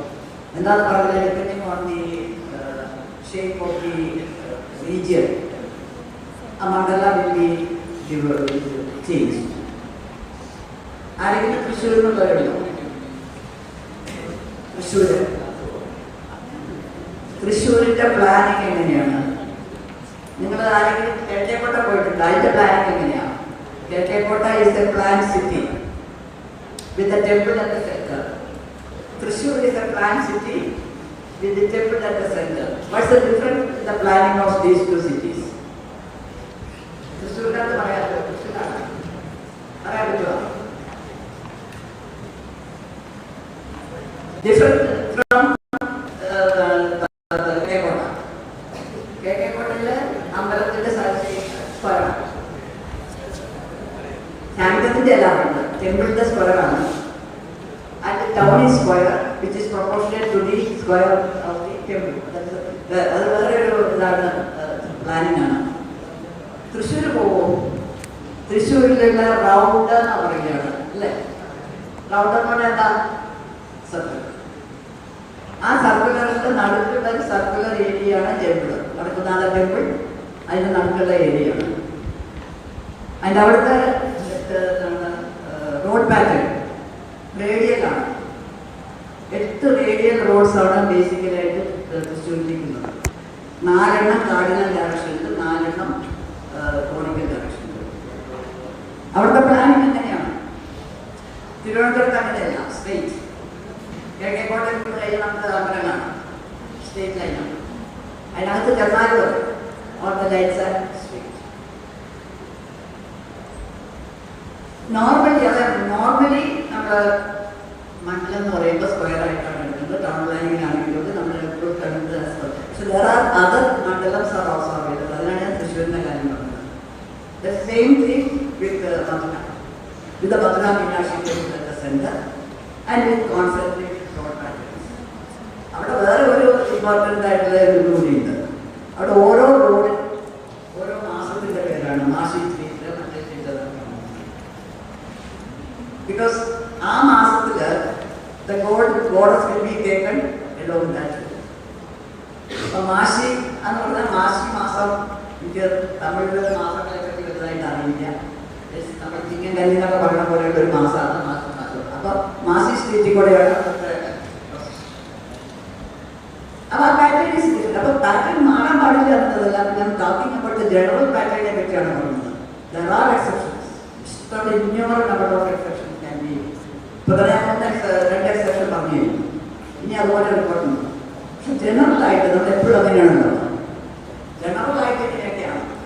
But you can have exceptions.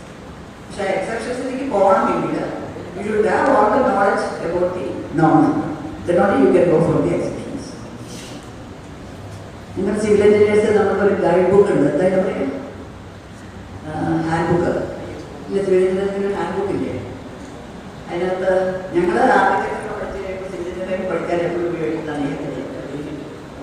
അതിനകത്ത് പറയും 10 അടി നീളമുള്ള ഒരു റൂമിനാണെങ്കിൽ അതിൻ്റെ വീടിന് എത്രയായിരിക്കും size, 10 ഇഞ്ചിൻ്റെ size അങ്ങനെയൊക്കെ അതിനകത്ത് തന്നിട്ടുണ്ട്. അത് ക്ലിയറായിട്ട് എഴുതിയിട്ടുണ്ട്. അപ്പോൾ 10 അടിയാണ് നമ്മുടെ റൂമിൻ്റെ വിട്ടെങ്കിൽ ഒരു ബീം, ആ ബീമിന് 10 ഇഞ്ച് വിട്ട് എക്സാക്റ്റായിട്ട് പറയാൻ പറ്റില്ല. അത് പറഞ്ഞതിൻ്റെ അവസ്ഥയായിട്ട്. പക്ഷേ it is given in that. ഒരു ഗൈഡ് ബുക്ക് പോലെ എല്ലാം ഉണ്ട്, അതിനകത്തെല്ലാം ഉണ്ട്. And what should be the thickness of the slab? 4 centimetre slab ആയിരിക്കണം. 10 ഇഞ്ച് അല്ല 10 സെൻറ്റിമീറ്റർ, 4 ഇഞ്ച്. അതിന് എത്ര കമ്പി വേണം, ആ കമ്പിയുടെ സൈസ് എത്രയാണ്, ഇതെല്ലാം എവരിത്തിങ് ഹാസ് ബീൻ ഗിവൺ. ഇതിനെക്കാട്ടി ഐഡിയ കൊടുത്തില്ല കേട്ടോ. Everything has been given. ഇപ്പോൾ 10 അടി ഉള്ളൊരു കെട്ടിടം, okay, it will good. Maybe 11 അടി ആയാലും ഇറ്റ് വിൽ ഗുഡ്. 12 അടി ആയാലും ചിലപ്പോൾ പോകില്ല. ഇഫ് ഇറ്റ് ഈസ് 15 feet ആണ് നമ്മൾ പറഞ്ഞത്, പിന്നെ നമുക്ക് കഴിഞ്ഞാൽ നോക്കാം. ദെൻ യുവർ നോളജ് എന്തുകൊണ്ടാണ് ഈ 10 സെൻറ്റിമീറ്റർ ആയത്? നമ്മുടെ സ്ട്രെങ്ത് മറ്റേ സ്ട്രെങ്ത് എല്ലാം നോക്കിക്കഴിഞ്ഞിട്ടാണ് 10 സെൻറ്റിമീറ്റർ. സപ്പോസ് എനിക്ക് 2 ഇഞ്ചിൻ്റെ ഗ്യാപ്പേ ഉള്ളൂ. Have to design a roof in 5 centimeters. Unless you are an expert on that, I cannot design that. If it is a room which is wide more than 15 feet, what should be the depth? ഒരു റോഡുണ്ട്, hand റോഡുണ്ട്. For every 1 feet width, the depth should be 1 inch. 12 അടിയാണെങ്കിൽ 12 inch, 15 അടിയാണെങ്കിൽ 15 inch, 20 അടിയാണെങ്കിൽ 20 inch. 20 inch എന്ന് പറയുമ്പോൾ 2 അടിയായി വീണം. It is practical. There comes the expert. അതുപോലെ തന്നെ ഇവിടെയാണെങ്കിൽ എക്സ്പെർട്ടിന് can change. For a normal person, you consider the normal things, and the normal thing is a mandala where you consider is a square inch. The mandala has another attribute. This mandala is known as Vastu Purusha Mandala, a place where the Vastu Purusha is residing. And now who is Vastu Purusha? Spirit of Vastu. It is the concept idea. The Vastu Purusha is considered as a person who is embedded in the entire universe. എല്ലായിടത്തും ഉണ്ട്. ഇപ്പൊ നമ്മുടെ ഒരു പുഴയിൽ പോയി നമ്മളൊരു കുടം വെള്ളം എടുത്തു കഴിഞ്ഞാൽ കുടത്തിനകത്തുള്ള വെള്ളത്തിന്റെ ഷേപ്പ് കുടത്തിന്റെ ഷേപ്പായിരിക്കും. But at the same time വെള്ളമാണ് ചുറ്റുപാടുണ്ട്.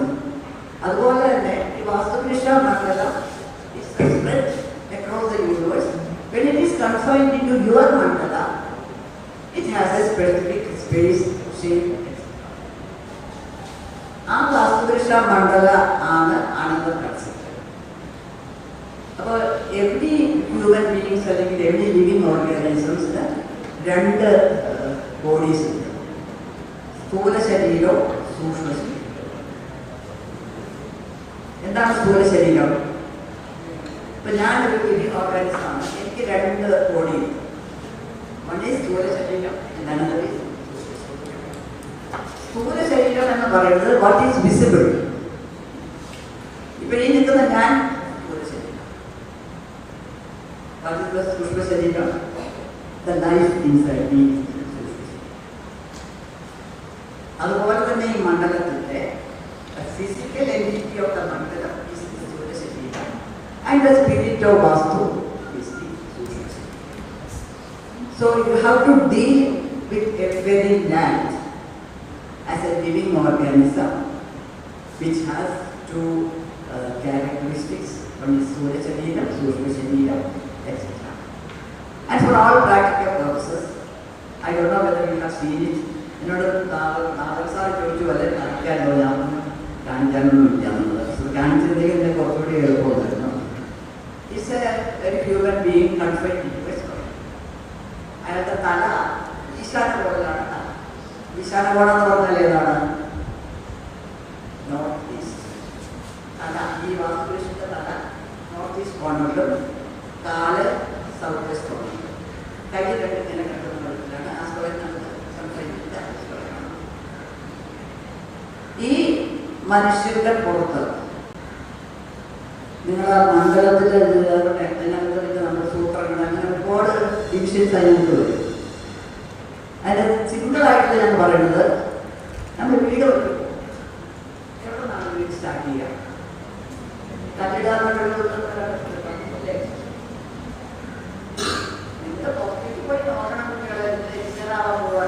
ഈ പുസ്തകങ്ങളിൽ മാത്രം മനസ്സിലാവില്ല. Anybody has gone to any place where the building construction has started? കല്ലിടൽ ചടങ്ങ് നമ്മളത് അറിയോ? എന്താണ് കല്ലിടൽ ചടങ്ങ്? എന്താ കല്ലിടൽ ചടങ്ങ്? That exactly is the birth of that building. ബർത്താണ്, ബിൽഡിങ്ങിന്റെ ബർത്താണ്. എവിടാ കല്ലിടാന്നറിയോ?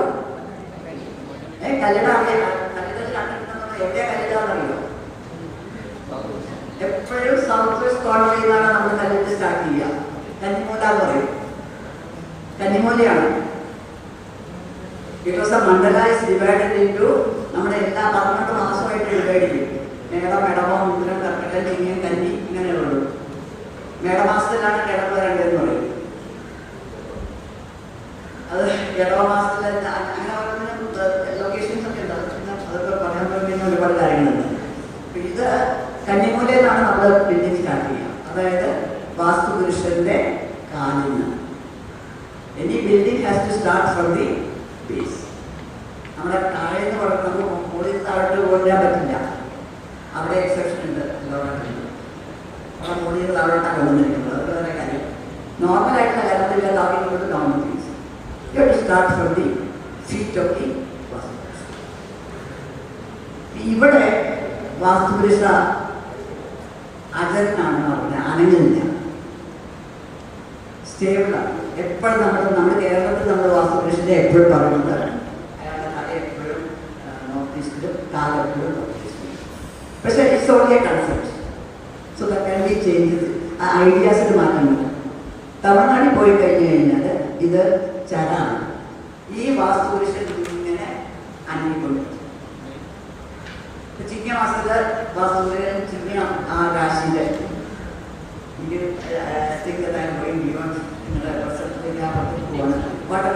ഒരു പർട്ടിക്കുലർ പോയിന്റിലായിരിക്കും ഒരു മാസം ആളുകൾ തന്നിരിക്കുന്നത്. Then it moves to the Kanni Thula. അപ്പൊ അതിന്റെ ഡയറക്ട്ലി ഓപ്പോസിറ്റ് പൊസിഷൻ അപ്പോൾ അവിടെ നിന്ന് വേണം സ്റ്റാർട്ട് ചെയ്യാൻ. തമിഴ്നാട്ടിൽ പോയി കഴിഞ്ഞാൽ ചിലപ്പോൾ കല്ലിടുന്നത് ഈ കന്നിമൂലയിലല്ല. ആ മാസം അനുസരിച്ചിട്ട് എവിടെയായിരിക്കും വാസ്തുകൃഷ്ണന്റെ കാലം അവിടെയാണ്. പിന്നെ വേറൊരു കൺസെപ്റ്റ് ഉണ്ട്. ഈ വാസ്തുകൃഷ്ണന്റെ ഷേപ്പ് നമ്മുടെ മനുഷ്യന്റെ ഷേപ്പ് എന്ന് പറഞ്ഞു. It is considered as A shape of A snake. ആ സ്നേക്കും ഈ പടവലേക്ക് ഇങ്ങനെ മൂടി അതിൻ്റെ കാല് ഇവിടെ രണ്ട് വാലിൻ്റെ അവിടെ ഇങ്ങനെ വരണം. അതനുസരിച്ച് ഇതെല്ലാം കൺസെപ്റ്റ്സ് ആണ്. നിങ്ങൾ ഈ ഐഡിയാസ് ഒന്നും നിങ്ങൾക്ക് സാധാരണക്കാർക്ക് മനസ്സിലാക്കാൻ വേണ്ടിയിട്ട് പറയുന്നതാണ്. അപ്പോൾ ഇത് ഹ്യൂമൻ ബീയിങ് ആണെന്നും അതിൻ്റെ മനുഷ്യതാണെന്നും അപ്പം അതുകൊണ്ട് നമ്മുടെ റൂട്ട്സ് എവിടെയൊക്കെയാണ് വരേണ്ടത് അതിനൊക്കെ വളരെ കരുതായിട്ടുള്ളതുണ്ട്. ഈശാനമൂട്ടിലാണ് തല വരുന്നത്. അവിടെയാണ് നമ്മൾ അടുത്ത പറയുന്നത്. വായ അവിടെയല്ലേ, അടുത്തത് അവിടെയാണ് വരുന്നത്. പിന്നെ ഈ രണ്ട് കൈയുണ്ടല്ലോ, ഈ രണ്ട് കൈൻ്റെ അവിടെയാണ് കിഴക്കിനെയും വടക്കിനെയും വരുന്നത്. ഈ കിഴക്കിനെയും വടക്കിനെയും എപ്പോഴും നമ്മൾ എന്താ പറയുക ഇന്റലക്ച്വൽ ആക്ടിവിറ്റീസിന് ഉപയോഗിക്കുന്ന സ്ഥലം. മറ്റേ കാലിൻ്റെ സ്ഥലത്തുള്ള സ്ഥലമാണ് തെക്കിനെയും പടിഞ്ഞാറ്റും. തെക്കിനെയും പടിഞ്ഞാറ്റിനെയാണ് നമ്മൾ ബെഡ്റൂമായിട്ടും അങ്ങനെയൊക്കെ ഉപയോഗിക്കുന്നത്. അപ്പോൾ ഈ മനുഷ്യൻ്റെ ഇതിനനുസരിച്ചിട്ടുള്ളതാണ് നമ്മൾ പറയുന്നത്. അതൊരു കൺസെപ്റ്റാണ്. ഹ്യൂമൻ ബീയിങ് ആണെന്ന് വെച്ച് കഴിഞ്ഞാൽ നമുക്ക് ഇതുണ്ട്, എന്താണ് വെയിൻസ് ഉണ്ട്, ആർട്ടറീസ് ഉണ്ട്, nerves ഉണ്ട്, ഇല്ലേ? ശരിയാണോ? Veins, arteries and nerves. ഈ മണ്ഡലത്തിൽ it is divided into vertical, horizontal. ഇത് vertical horizontal veins and arteries ആണ്. ഡയഗണൽ nerves ആണ് റെപ്രസെൻറ്റേറ്റീവ് ഈ ഹ്യൂമൻ ബീയിങ്ങിൽ. ഇനി ഈ nerves, വെയിൻസ്, ആർട്ടറീസ് എവിടെയെങ്കിലുമൊക്കെ ജോയിൻ ചെയ്യും. 4 സ്ഥലത്ത് 8 പോയിന്റ് വരും. അതിന് മഹാമാർഗങ്ങളെന്ന് പറയും. അതുപോലെ തന്നെ 6 ലൈൻസ് ജോയിൻ ചെയ്യുന്ന സ്ഥലമുണ്ട്, 4 ലൈൻസ് ജോയിൻ ചെയ്യുന്ന സ്ഥലമുണ്ട്, 2 ലൈൻസ് ജോയിൻ ചെയ്യുന്ന സ്ഥലം. ഇതൊക്കെ മർമ്മങ്ങളാണ്. ആദ്യത്തെ 8 ലൈൻ കൂടി പോകുന്നത് 4 മഹാമർമ്മങ്ങളാണ്. നിങ്ങൾ ആരെങ്കിലും 4 വീട്ടിൽ കണ്ടിട്ടുണ്ടെങ്കിൽ 4 വീട്ടിൻ്റെ കോട്ടയാടിൻ്റെ 4 തൂണുകൾ, അതാണ് ഈ മഹാമർമ്മങ്ങൾ. അമ്പലത്തിൽ പോയാലും കാണാം. എനിക്കിങ്ങനെ ഇത് നമ്മൾ കൺസ്ട്രക്ഷൻ നടക്കുമ്പോൾ ഈ ലൈൻസിൽ കൂടെയോ vertical lines, horizontal lines, diagonal ലൈൻസിൽ കൂടെ അല്ലെങ്കിൽ അതിൻ്റെ ജോയിൻസിൽ കൂടെ ഒരു സ്ട്രക്ചറും വരാൻ പാടില്ല. നമ്മളൊരു ഹ്യൂമൻ ബീയിങ് ആണ്. ഇപ്പം നമ്മുടെ തലയിൽ ഒരാളോട് ഒരു ഇടിച്ചു കഴിഞ്ഞാൽ എങ്ങനെയിരിക്കും? ഒരു തൂണ് കൊണ്ടുവന്നിട്ട് എൻ്റെ തലയിൽ വെച്ചായിരിക്കും ഇഷ്ടമുണ്ടാവും. അപ്പം അങ്ങനെയൊക്കെ ഈ കൺസെപ്റ്റിനെ ബേസ് ചെയ്തുകൊണ്ട് ഒരുപാട് റൂൾസ് ആൻഡ് റെഗുലേഷൻസ് എല്ലാം വരുന്നുണ്ട്. മണ്ഡലത്തിലേക്ക് വെക്കാൻ പറ്റും. പിന്നെ ഈ മണ്ഡലം ഡിവൈഡ് ചെയ്യും, സെക്ടേഴ്സ് ആയിട്ട് ഡിവൈഡ് ചെയ്യും. എന്തിനാ നമ്മൾ സെക്ടറായിട്ട് നമ്മൾ വലിയൊരു പ്ലാൻ, നിങ്ങൾ സിവിൽ എഞ്ചിനീയേഴ്സ് ആകുമ്പോൾ അത്ര വലിയ പ്ലാനിങ്ങിനെ പറ്റിയൊക്കെ നമുക്ക് പറയാം. വലിയൊരു പ്ലാൻ നമുക്ക് കിട്ടിക്കഴിഞ്ഞാൽ ഇപ്പോൾ Saint Thomas Institute of Science and Technology design ചെയ്യാനായിട്ട് ടാർഗറ്റിനെ ഏൽപ്പിച്ചു കഴിഞ്ഞാൽ ആദ്യമായിട്ട് ഡിസൈൻ ചെയ്യേണ്ടത് ഓരോരോ ഇമ്പോർട്ടൻ്റ് ആയിട്ട് അഡ്മിനിസ്ട്രേറ്റീവ് ഒക്കെ എവിടെ വേണം, മറ്റേത് എവിടെ വേണം, മറ്റേ തീരുമാനം. പിന്നെ ഈസ് ഓഫ് കൺസ്ട്രക്ഷന് വേണ്ടിയിട്ട് ആദ്യം ഡിവൈഡ് ചെയ്യും, ഡിപ്പെൻഡിങ് ഓൺ ദി സൈസ്. അത് കഴിഞ്ഞിട്ട് നമ്മൾ പ്ലാനിങ് സ്റ്റാർട്ട് ചെയ്യും. First step is sectorisation. അതേപോലെ ഒരു സെക്ടറൈസേഷനാണ് പദം വിന്യാസം. അതും ഒരു കൺസെപ്റ്റാണ്. ഈ പദത്തിനൊക്കെ പേര് കൊടുത്തിട്ടുണ്ട്. അപ്പോൾ ദേവതമാരെന്നാണ് പറയുന്നത്. 53 ദേവതമാരുണ്ട്. അതിൽ 8 പുറത്ത്, ബാക്കിയുള്ള അർത്ഥമാണ്. അത് ദേവതമാർ ഒരു പദം ഒരു ദേവതയായിരിക്കാം, 4 പദം കൂടി ഒരു ദേവത, അങ്ങനെ പല ഇതുണ്ട്, പല സൈസസ് വരുന്നത്, പദങ്ങളുമനുസരിച്ച്. ഈ അത് പറയുന്ന അതിനകത്ത് റിലീജിയസ് സിഗ്നിഫിക്കൻസ് ഉണ്ട്. ഇത് നമ്മുടെ ഒരു എന്താ പറയുക നോളജ് സിസ്റ്റമാണ്, ഒരു identification of A space. For example ഞാൻ പറയുകയാണെങ്കിൽ ഇന്ദ്രപഥത്തിൽ വേണം നമ്മുടെ എൻട്രി പോയിന്റ് എന്ന് പറഞ്ഞു. ഈ ഇന്ദ്രപഥം എന്ന് പറഞ്ഞാൽ എനിക്കറിയാം, നിങ്ങൾക്കറിയില്ല. എക്സാക്ട് ലൊക്കേഷൻ ഓഫ് ദ ഇന്ദ്രപഥം എവിടെയാണ് ഒരു ഇന്ന പദത്തിൽ വേണം അടുക്കള വയ്ക്കാൻ, ഇന്ന പദത്തിൽ വേണം ബെഡ്റൂം വെക്കാൻ എന്നൊക്കെ പറഞ്ഞു.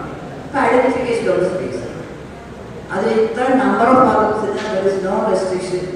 ഒരു പദം മുതൽ 38 പദം വരെ അതിനകത്ത് പറയുന്നത് can go beyond that also. പക്ഷേ കൺസ്ട്രക്ഷൻ നമുക്ക് ആർക്കിടെക്ചറിന് ഇമ്പോർട്ടൻ്റ് ആയിട്ടുള്ളത് 3 തരമാണ്. 8x8, 9x9, 10x10. ഈ 8x8 പദവിന്യാസം എന്ന് പറയുന്നത് മണ്ഡപം എന്ന് പറയും.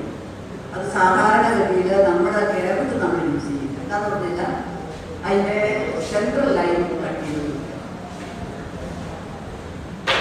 8 ഡിവൈഡ് ചെയ്യുമ്പോൾ അറിയാമല്ലോ, സെൻട്രൽ പോയിന്റിൽ എല്ലാ ലൈനും വരും. അപ്പോൾ അത് നമ്മൾ നോർമലി എഴുതാറില്ല കേരളത്തിൽ. We go for 9x9. 9x9 എന്ന് പറയുമ്പോൾ സെൻട്രൽ പോയിന്റ് ഒരു സ്ക്വയർ ആണ് അല്ലേ? 9x9 പദവിന്യാസത്തിൽ 10x10 പദവിന്യാസം that is for a large area. നിങ്ങൾ ഏത് 4 വീട്ട് വേണമെങ്കിലും നോക്കിക്കോളൂ. ഇറ്റ് വിൽ ബി 9x9 പദവിന്യാസം. നമ്മുടെ കിഴക്കേക്കോട്ട ഇറ്റ് ഈസ് 10x10. അത് town. There is another town not as big as this. തൃപ്പൂണിത്തുറയിലുണ്ട് ഇതുപോലെ ഒരു കോട്ടയ്ക്കുണ്ട്. That also is 10x10. പിന്നെ ഈ പദത്തിനെ സംബന്ധിച്ചുകൊണ്ടിരിക്കും. ആ പദത്തിന് ആ ലൈൻസ് ഉണ്ടല്ലോ, ആ ലൈൻസിൽ കൂടെ വേണം റോഡ്സ് ഒക്കെ വരാൻ. Roads are divided into major roads, minor roads, tertiary roads, അങ്ങനെ പല തരത്തിലുള്ള റോഡുകളുണ്ട്. ഈ ഓരോ road main road Thiruvananthapuram main road എന്ന് പറയുമ്പോൾ കിഴക്കേക്കോട്ടയുടെ ലെങ്ത് എത്രയാണെന്നറിയോ? സ്ക്വയർ 1 കിലോമീറ്റർ ബൈ 1 കിലോമീറ്റർ സ്ക്വയറാണ് കോട്ട. അപ്പോൾ ഒരു പദത്തിന്റെ വിട്ട് എത്ര വരും? 1 കിലോമീറ്റർ ഒരു സൈഡ് ഡിവൈഡഡ് ഇൻടു 10. അപ്പോൾ എത്രയാ? അത് ഞാൻ പറയാം. എത്രയാ? 1 കിലോമീറ്റർ ഡിവൈഡഡ് ഇൻടു 10 എത്ര വരും ഒരു സ്പേസ്? ഉറക്കെ പറയണോ? കേൾക്കട്ടെ. 100 മീറ്റർ ശരിയാണോ? ആണോ? 1 കിലോമീറ്റർ. 1 കിലോമീറ്റർ എന്ന് പറയുമ്പോൾ 1000 അല്ലേ? 1000 മീറ്റർ. അപ്പോൾ ഒരു പദം എത്ര പറയും? ഒരു 100. അപ്പോൾ ഓരോ പദവും 100 മീറ്ററാണ്. ഈ 100 മീറ്ററിൽ കൊടുക്കുന്ന റോഡ് അതാണ് major road. It should be part of the 1 kilometer. ഈ 1 കിലോമീറ്ററിന്റെ പ്രൊഫഷൻ ഉണ്ടായിരിക്കും. ആ മെയിൻ റോഡിന്റെ സൈസ് ഇത്ര വേണം. പക്ഷേ അന്നത്തെ കാലത്ത് ഒരു പ്രശ്നമുണ്ട്. അന്നത്തെ മെയിൻ റോഡ് എന്ന് പറഞ്ഞു കഴിഞ്ഞാൽ നോട്ട് ഫോർ നമ്മളൊക്കെ പറഞ്ഞ പോലെയുള്ള മറ്റേ എന്ത് ബസ്സാണ്, അതിനൊന്നും പോകാനുള്ള സ്പേസ് ഒന്നും ആവില്ല. That you have to change. അവിടെയാണ് ഈ മോഡേൺ ആർക്കിടെക്ചർ, ഈ കൺസ്ട്രക്ഷനെ മോഡേൺ ആർക്കിടെക്ചറിലേക്ക് നമുക്ക് കൊണ്ടുവരാൻ പറ്റും. അവിടെ പറഞ്ഞിരിക്കുന്ന ഈ കൺസെപ്റ്റ് അത് 1/10 എന്ന് പറയും. അപ്പോൾ 100 മീറ്റർ നമ്മൾ ഇതുണ്ടെങ്കിൽ 10 മീറ്റർ ആയിരിക്കുന്ന റോഡ്, മേജർ റോഡ് 10 മീറ്റർ 30 അടി. ഇന്നത്തെ കാര്യത്തിൽ അത് മതിയാവോ? മതിയാവില്ലെങ്കിൽ there is no restriction that you should always go. Whether the town is 2 kilometer by 2 kilometer ആണെങ്കിൽ ഇത് തന്നെ ചെയ്യണം എന്ന് പറഞ്ഞ കാര്യമില്ല. അതിനെ പക്ഷേ you should have the knowledge. It's proportional. അപ്പോൾ ഈ പദവിന്യാസത്തിൻ്റെ ഉദ്ദേശം അതാണ്, മേക്കിംഗ് ഇൻ സെക്ടേഴ്സ്. ഞാനിന്ന് രാവിലെ പറയായിരുന്നു, നിങ്ങളിപ്പോൾ സിവിൽ എഞ്ചിനീയേഴ്സിനൊക്കെ അറിയാമല്ലേ, ചാൻഡിലർ സിറ്റി പ്ലാനിങ്, ഇതെല്ലാം ഈ പറഞ്ഞ കാര്യങ്ങളെല്ലാം പറഞ്ഞ അതിനകത്തുണ്ട്. മേജർ റോഡ്സ് ഉണ്ട്, മേജർ പോയിന്റ്സ് ഉണ്ട്. ആ റോഡ്സ് എല്ലാം പോലെയാണ് പോകുന്നത്. ഇതെല്ലാം അതിനകത്ത് മോഡേണിലുണ്ട്. ഇപ്പം എനിക്കറിയാം, ഇപ്പം ഏറ്റവും ലേറ്റസ്റ്റ് ആയിട്ടുള്ള ടൗൺ ഡിസൈൻ വരുന്നത് എന്താണ്? ആന്ധ്രാപ്രദേശിലെ അവിടെ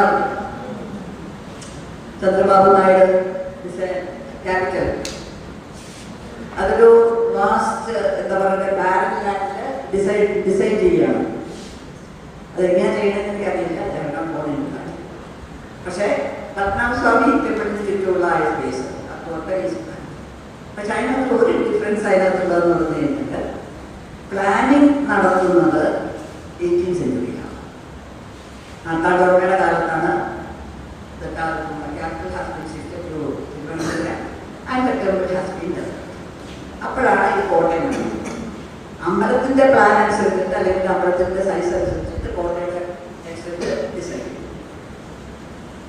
പക്ഷേ ബാക്കിയൊന്നും നമുക്ക് ഇത് ചെയ്യാനായിട്ട് പറ്റില്ല. ആസ് പെർ ദി ശാസ്ത്രം പറഞ്ഞിട്ട് നമ്മൾ ജനറലായിട്ടുണ്ട്. അത് ഫിക്സഡ് അല്ല, ഫ്ലെക്സിബിൾ ആണ്.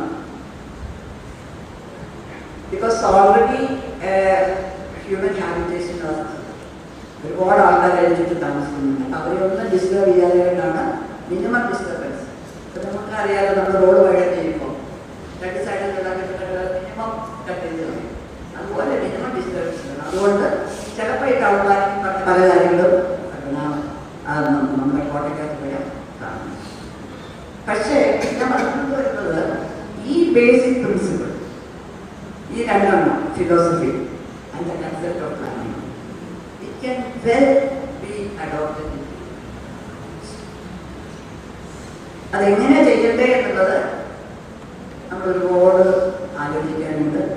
Nobody has ഒറ്റക്കൊട്ടാണ്. പക്ഷെ ഒരുപാട് കാര്യങ്ങൾ നമുക്ക് അതിനകത്ത് ചെയ്യും. അപ്പൊ ഇത് കൺസെപ്റ്റിന്റെ മൂന്നാമത്തെ കാര്യങ്ങളാണ് പ്രിൻസിപ്പിൾസ്. പ്രിൻസിപ്പിൾസ് എന്ന് പറഞ്ഞാൽ എന്താണ്?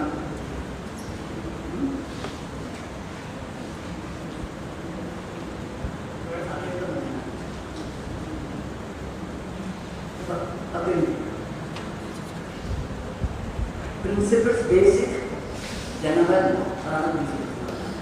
principles of dimensioning system, principles of site selection, and site planning. ഇതെങ്ങനെ നമുക്ക് മോഡേൺ ടൈമിൽ നമുക്ക് ആപ്ലിക്കബിൾ ആവാൻ നമുക്ക് നോക്കാം. ഈ ബാക്കിയുള്ള കാര്യങ്ങളൊന്നുമില്ല. ഈ പ്രിൻസിപ്പിൾസ് ഓഫ് ഡയമെൻഷനിങ് സിസ്റ്റം നമുക്കറിയട്ടെ എന്താണ്? Traditional dimensioning system is A multiples of 8 ആണോ? അറിയോ? 8 അങ്കുലം ഒരു പദം, 8 പദം ഒരു യൂണിറ്റ്, ഇങ്ങനെയൊക്കെയാണ് വരുന്നത്. 8 ഇസ് എ മൾട്ടിപ്പിൾസ് ഓഫ് 8. അത് ഇപ്പോഴത്തെ ഡിജിറ്റൽ സിസ്റ്റത്തിലേക്ക് ട്രാൻസ്ഫർ ചെയ്യാനായിട്ട് വളരെ എളുപ്പമാണ്. ഈ dimensioning system of multiples of 8 നിങ്ങൾക്ക് അറിയില്ലായിരിക്കും. ഞങ്ങളൊക്കെ കുട്ടികളുടെ സമയത്ത് ഞങ്ങൾ ഇഞ്ച് ഓടിയായിരുന്നു. അറിയോ? 12 ഇഞ്ച് ഒരടി, 3 അടി ഒരു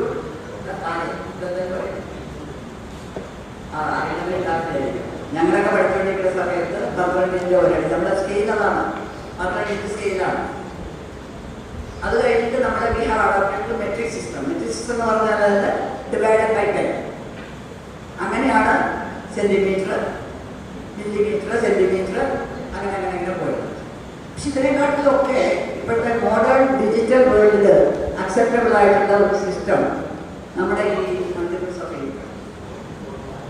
8 അങ്കുലം ഒരു അടി, 8 അടി അല്ലെങ്കിൽ പദം, 8 പദം ഒരു കിലോമീറ്റർ. ഈ 8 അങ്കുലം എന്ന് പറയുന്നത് എങ്ങനെയാണ്? വാട്ട് ഈസ് ആൻ അങ്കുലം? നമ്മുടെ കൈനെ എന്താ പറയുക? അങ്കുലം അല്ലേ? ആണോ? ഈ വിരലിന്റെ അങ്കുലം എന്നല്ലേ പറയുന്നത്? അപ്പൊ basic measurement of a scale is an അങ്കുലം.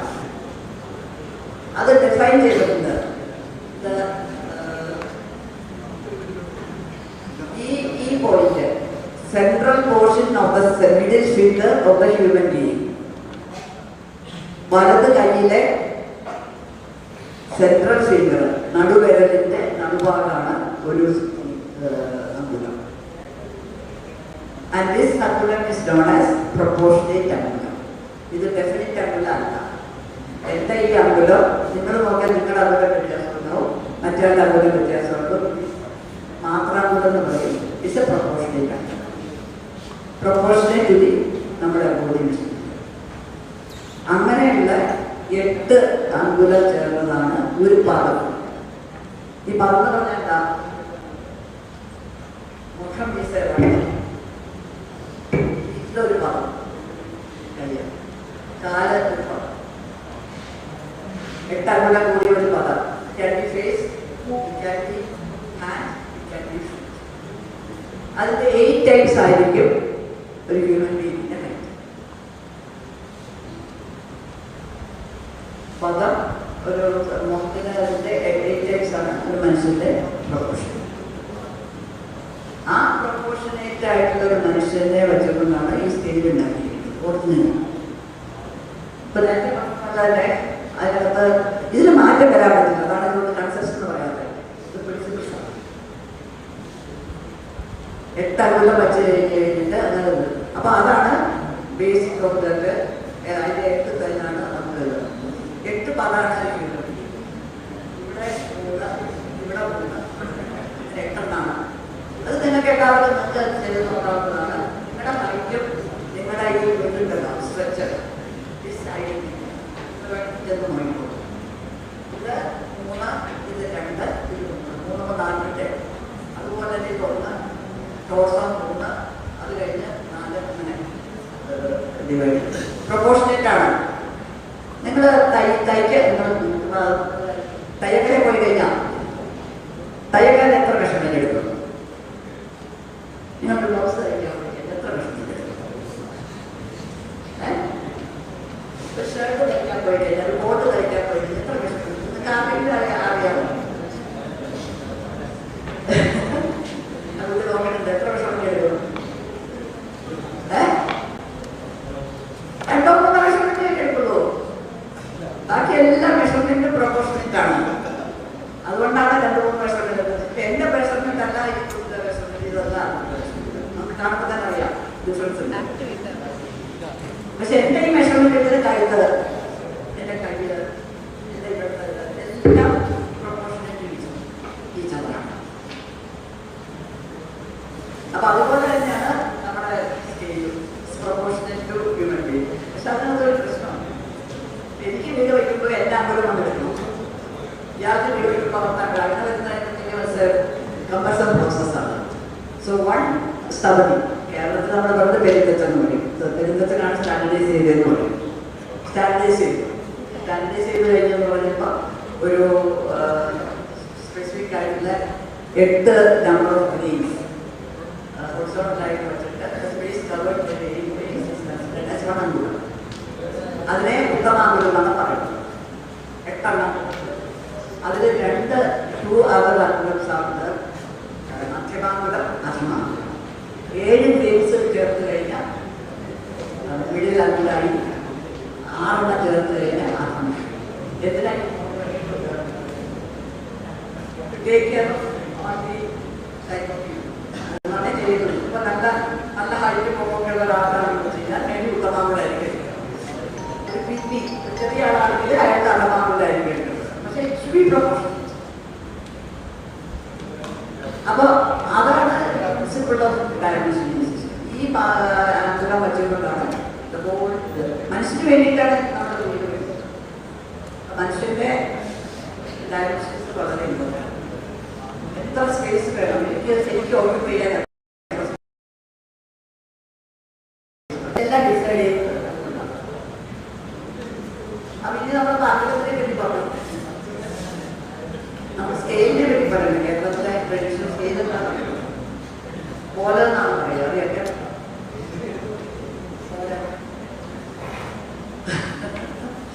24 അംഗുലം 3 പദം. ഇതാണ് ഒരു പോലെ.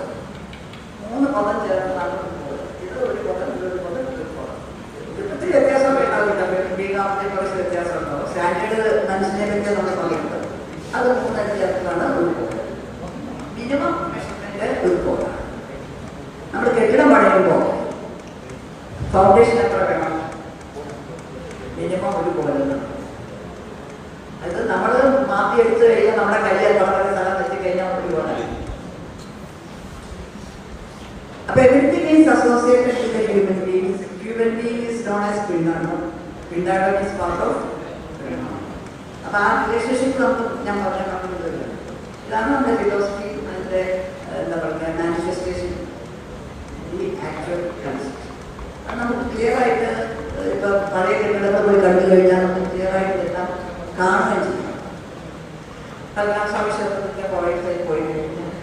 see a lot of principles which is visible. നമ്മൾ സാധാരണ പഠിക്കുന്ന ഫിസിക്കലി പഠിക്കുന്ന അല്ലാതെ നമ്മൾ ചെന്ന് കഴിഞ്ഞാൽ നമുക്ക് മനസ്സിലാക്കാം. ചില ഇമ്പോർട്ടൻ്റ് ആയിട്ടുള്ള പ്രിൻസിപ്പിൾസ് ഉണ്ടാവും. അതുപോലെ തന്നെ കെട്ടിടങ്ങളിലകത്ത് നാലുകെട്ടിൽ അതുപോലത്തെ പഠിത്തത്തിൽ പോയി കഴിഞ്ഞ് കഴിഞ്ഞാൽ പ്ലാനറ്റ് പോലെ ഒരൊറ്റ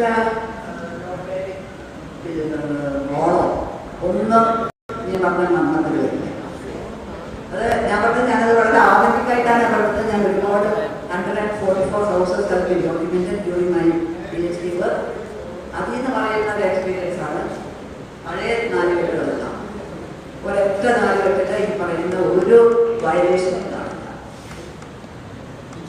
ഒരുപാട് റൂൾസ് ആൻഡ് റെഗുലേഷൻസും ഫോളോ ചെയ്തിട്ടാണ് നമ്മൾ കെട്ടിടം പണിയുന്നത്. Because you are dealing with a living organism. അതാദ്യം പറഞ്ഞ വാസ്തുവിശേഷം ആ അദ്ദേഹത്തിൻ്റെ സ്ഥലത്താണ് നമ്മൾ കെട്ടിടം പണിയുന്നത്. So you have to be utmost careful about. ഇപ്പോൾ ഇല്ലാത്തത് പറയുന്നത് നോട്ട് ബോധപ്പെടുന്നത്. ഇപ്പോൾ ചിലപ്പോൾ എൻ്റെ ഇവിടെ ആയിരിക്കുമല്ലോ നടക്കാറുണ്ട്, ഇവിടെ ആയിരിക്കും അതിനൊരു മാറ്റം വരണമെങ്കിൽ നിങ്ങൾക്ക് ഈ ബേസിക് ആയിട്ടുള്ള ഇതിനെപ്പറ്റി അറിയണം. How we were able to do that in the ancient. നമ്മൾ ഒരു 18th century വരെ ഇത് നടന്നിട്ടുണ്ട്. ഈ മെക്കോളെ സാഹിബിൻ്റെ റീഓറിയന്റേഷൻ ഓഫ് എഡ്യൂക്കേഷൻ സിസ്റ്റം വന്നപ്പോഴാണ് ഇതെല്ലാം. നൗ ഡിസ്കവറിയാണ് പ്രോഗ്രാം ഡിസ്കവർ അതിൻ്റെ ഒരു ആദ്യത്തെ ഒരു ഉദാഹരണ രീതിയിലാണ് ഇപ്പം ഞാൻ പറഞ്ഞ കുറേ കാര്യങ്ങൾ. ഇതൊന്നും അറിയില്ല.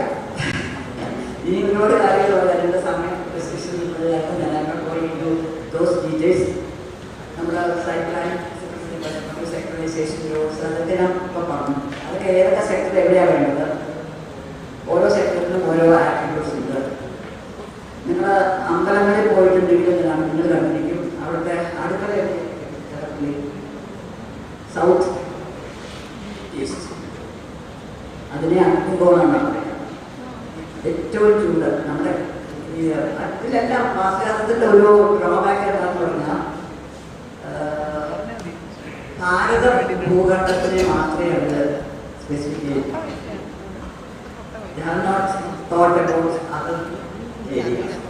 കേരളത്തിൻ്റെ ഇന്ത്യയെ സംബന്ധിച്ചിടത്തോളം നമുക്ക് ഏറ്റവും കൂടുതൽ ചൂട് കിട്ടുന്നത് അഗ്നികോണാണ്, സൗത്ത് ഈസ്റ്റ്. അവിടെ വേണം അടുക്കള എന്നാണ് പറയുന്നത്. പക്ഷേ കേരളത്തിൽ you never see a kitchen on the south east. ഇവിടെ നോർത്ത് ഈസ്റ്റ് കോർണറിലാണ് അടുക്കള. നിങ്ങൾ വീട് വെച്ചിട്ടുണ്ടെങ്കിൽ പറയും അടുക്കള എവിടെയുണ്ട്,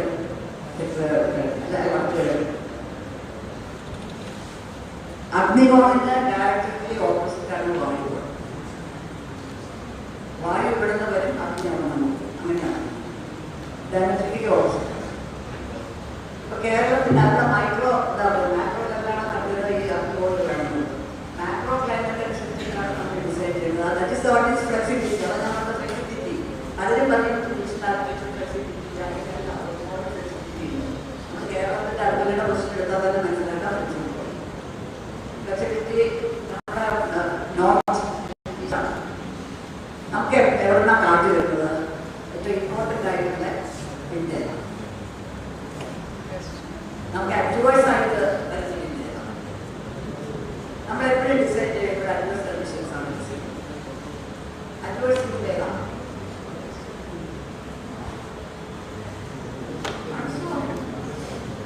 കാലവർഷം എവിടുന്ന വരുന്നത്? സൗത്ത്. ഇവിടെ ഞാനും കാലവർഷം നല്ല പറയാം അല്ലേ? Adverse wind coming from south west. അതിൻ്റെ ഡയറക്റ്റ്ലി ഓപ്പോസിറ്റ് പൊസിഷൻ ഏതാണ്? കേരളത്തിനെ സംബന്ധിച്ചിടത്തോളം നമ്മുടെ വായുകോണം എന്ന് പറഞ്ഞാൽ എന്താ? വായു സൗത്ത് വെസ്റ്റ് ആണ് ഡോമിനന്റ് വായു.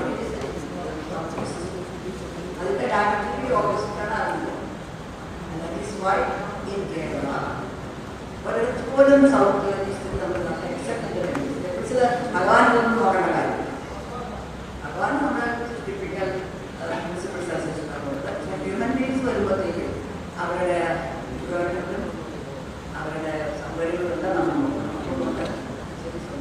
That's what the flexibility of vastushastra. അത് നമ്മൾ എക്സ്പ്ലോർ ചെയ്യും. Unless you know vastushastra, you cannot get. പിന്നെ നമ്മൾ പറഞ്ഞു വെച്ചാൽ ഇതുകൊണ്ടാണ് നമ്മൾ സൗത്ത് നോർത്ത് വെസ്റ്റ് പഠിച്ചിരിക്കുന്നത്.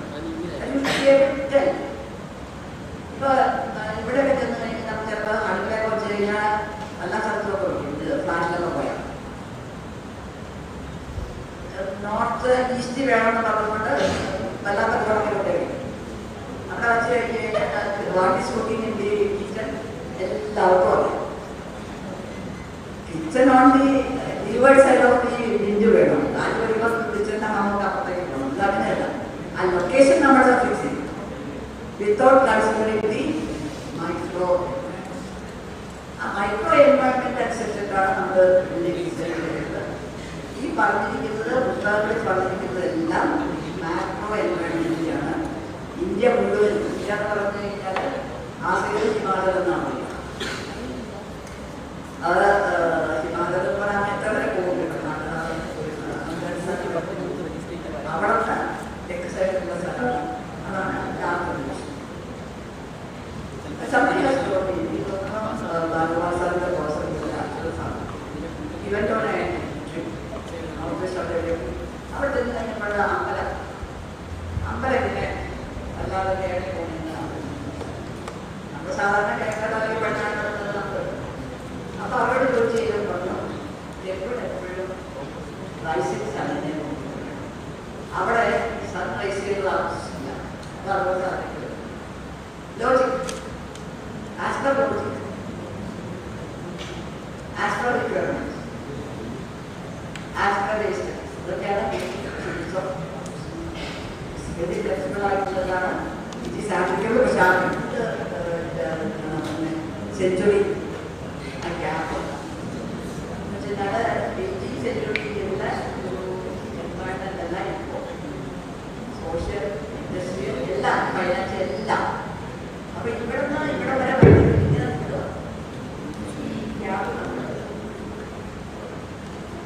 അതിന് ഇത് അറിയണം. മോഡേൺ ആർക്കിടെക്ചർ അറിയണം. 18ാം സെഞ്ചുറിയിൽ അറിയണം. അതുവരെ നമ്മൾ ജയിച്ചത് പണ്ട് കാലത്ത് അവരെല്ലാം വളരെ അതെല്ലാം ഓടാൻ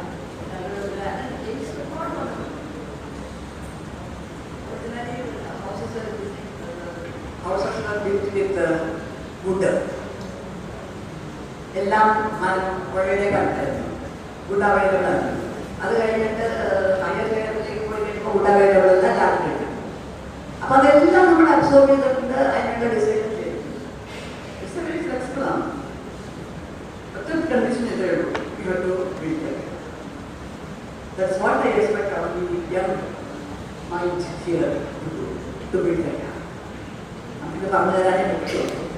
നിങ്ങളുടെ ലൈഫ് മുഴുവൻ നിങ്ങളുടെ മുന്നിലുണ്ട്. And you do a lot of work on this as an academic activities ആയിട്ട് lot of research. For example നമ്മൾ നമ്മുടെ ഇൻസിലൊക്കെ പറഞ്ഞില്ലേ, ബൃഹദീശ്വരൊക്കെ ഇവിടെ തഞ്ചാവൂരിൻ്റെ കേട്ടിട്ടുണ്ടാവും. അതിൻ്റെ ടോപ്പിൽ അതിനൊക്കെ വെയിറ്ററിയോ 50 ഒറ്റ കല്ലാണ്. അതെങ്ങനെ 230 അടി മുകളിലേക്ക് എങ്ങനെ കൊണ്ടുപോകുന്നു?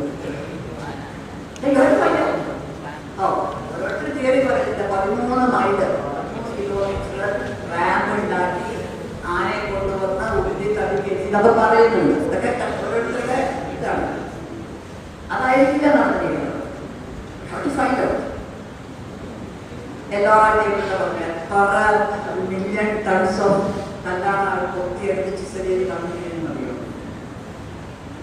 ഓ, ഈ ഉള്ളിയും കൊട്ടുകളും മാത്രം കൊണ്ടാണോ ചെയ്തതെന്ന് വിചാരിക്കുന്നുണ്ടോ? അല്ല, അതെല്ലാം നമ്മൾ നഷ്ടപ്പെട്ടു പോയി. എങ്ങനെ പോയി നമ്മൾ അതെല്ലാം വീണ്ടെടുക്കുക എന്നുള്ളതാണ് നമ്മുടെ ഈ ഇവിടുത്തെ ഇന്ത്യൻ നോൺ സിസ്റ്റത്തിൽ നിന്ന് കേരള ഗവൺമെന്റ് ഉദ്ദേശിക്കുന്നതാണ്. ടു ബ്രിങ് ബാക്ക് സാറ അശോക അതിൻ്റെ കൂട്ടർ may be it will be useful in defence. അതേപോലെയുള്ളൊരു ലോകക്കൂട്ട് കിട്ടിക്കഴിഞ്ഞു കഴിഞ്ഞാൽ design and construction of missiles ഒക്കെ വളരെ എത്ര ചൂട് പിടിച്ചാലും കത്തില്ല എന്നൊക്കെ ഒരുപാട് സാധനങ്ങൾ അതുപോലെ. അപ്പോൾ I expect you to do some research, look into that seriously. It's still valid, it still can be used, provided you know the case and how it has to be. Thank you for the presentation. With this, I officially say that the conference has been inaugurated. Thank you. Thank you, ma'am. Thank you for your enlightening inaugural address. We now proceed to the first keynote address.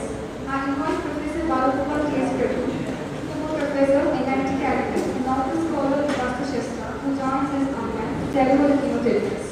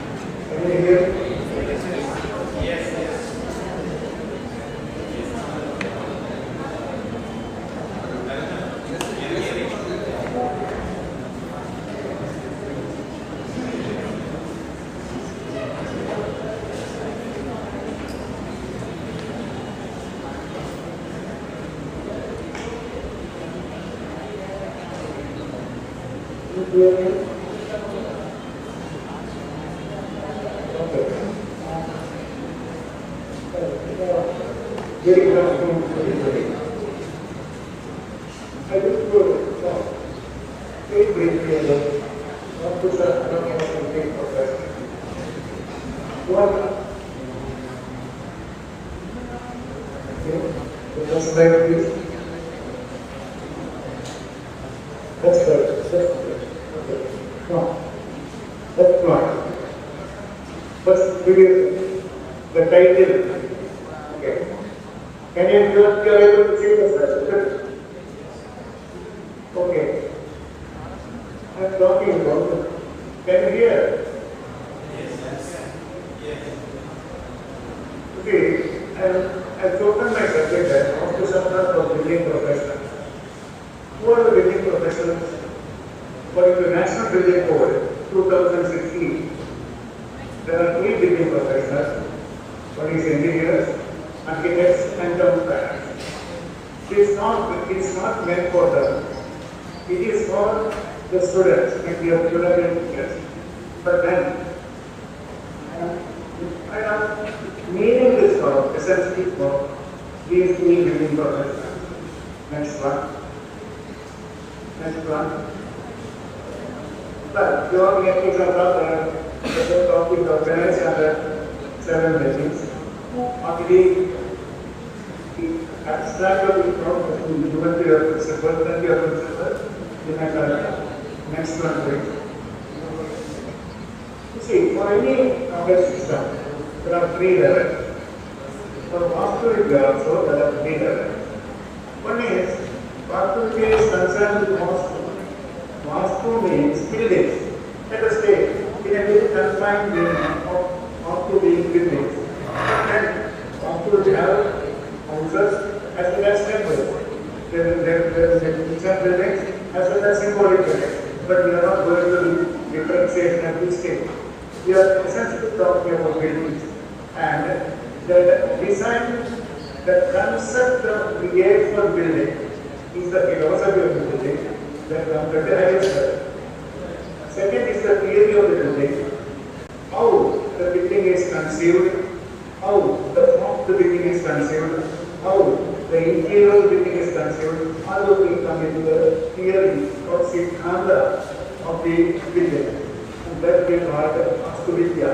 First one is Vastu Veda, second is Vastu Vidya.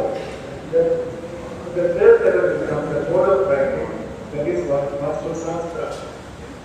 In fact, Shastra is Yat Shastari Tat Shastra. Whatever is to say is Shastra. It is etymological meaning what I am saying.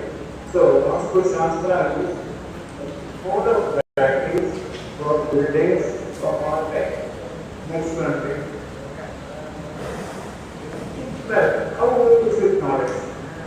Actually, Vastu Shastra or Vastu Vidya or Vastu Veda is only a very small part of the greater knowledge track on the Śā𝐬𝐭𝐫𝐴. You can see here that all of the Vedas are divided into 4.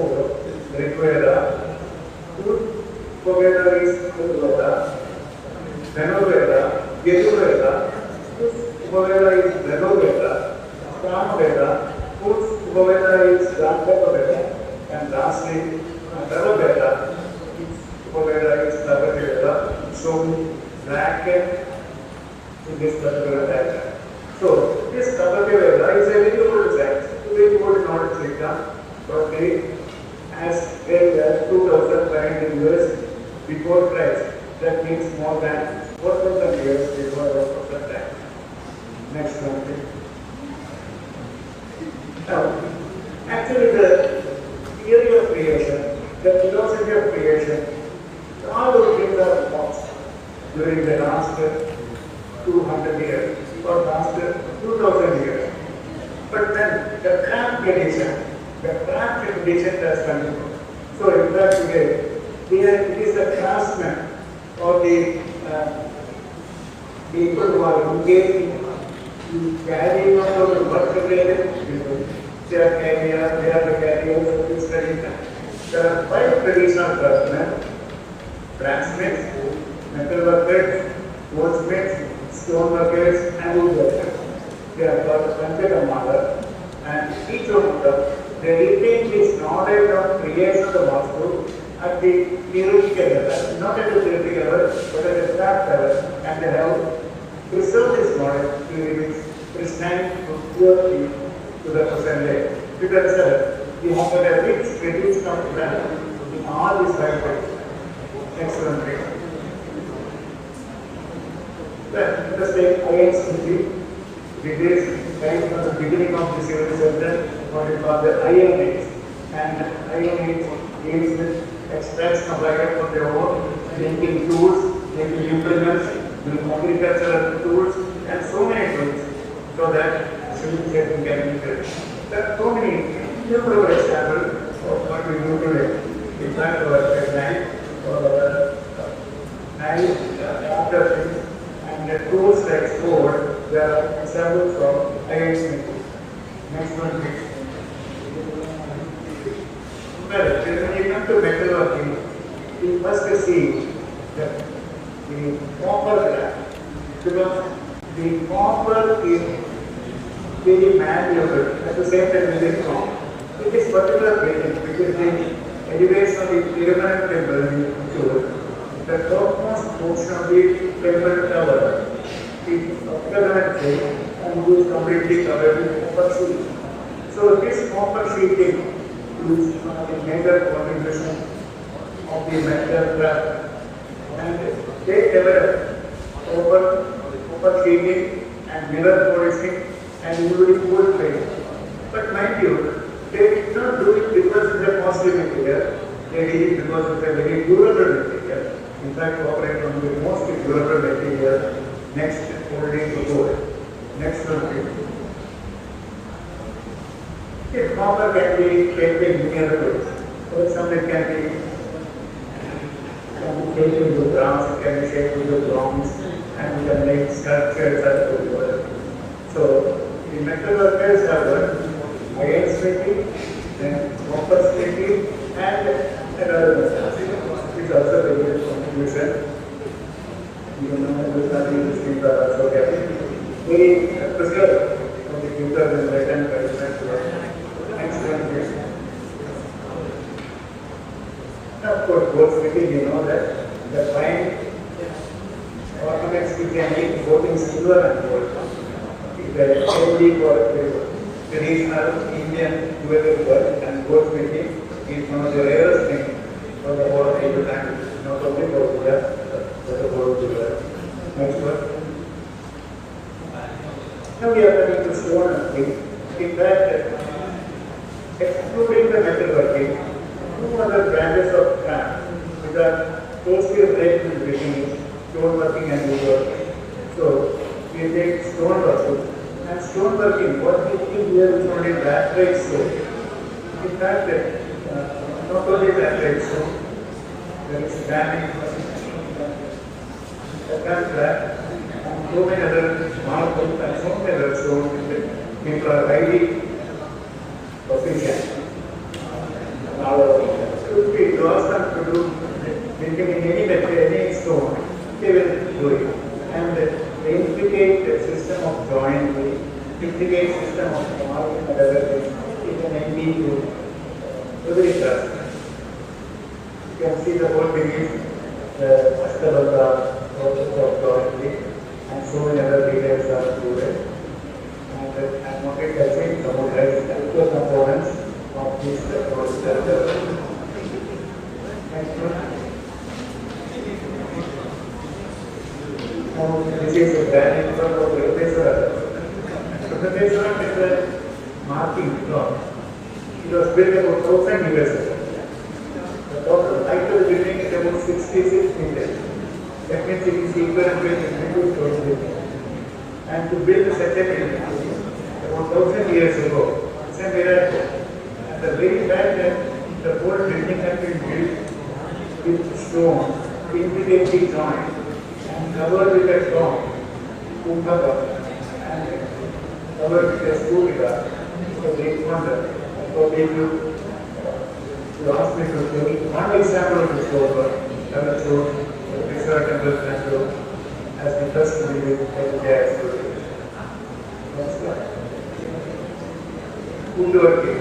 Woodworking is equally important to that. In fact, even today, what about the work? One of the hobbies people are engaged in wood carving, wood joinery, wooden toys, etc. is a delight to the children as well as for making for the other. I will be delighted to make a toy for the dancer. food is such a, when they put it in clear, when they are rowdy material, that you can have a keep it of food. You can save it when you are time and then you put it up. A simple toy would be a toy. But it's used for playing with your digits.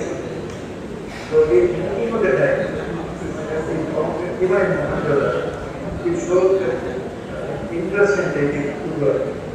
Footwork also involves working as a construction and it is one of the basic criteria for the construction of buildings. If you indicate what of the drawing is being done. This is actually the root structure of a two-tower. It's a space weight. It is not a single plate. It's a space weight. A space weight in which bracings have been provided, not only in one direction, but also in the other direction. It's a building with a diagonal bracing, one of the highly accomplished work of woodwork. And this is for the woodwork putting the 𝐕ā𝐬𝐭𝐫𝐚. And the 𝐕ā𝐬𝐭𝐫𝐚 is a temple theatre. We have about 40 𝐕ā𝐬𝐭𝐫𝐚 in the whole world, out of which this particular one is centered on Trivandrum, and then there are two temples, two other temples, other parts of Kerala. Next one. To be the 𝐕ā𝐬𝐭𝐫𝐚 Christu, Vaidyanathan temple, you will see for the whole village, the roof as discussed just in the previous slide is applicable. And in addition, the whole building has been covered with copper tubing. And we don't know whether copper tubing it has been rainbow elevated, but the copper tubing is a highly durable material. So it has been used for this purpose.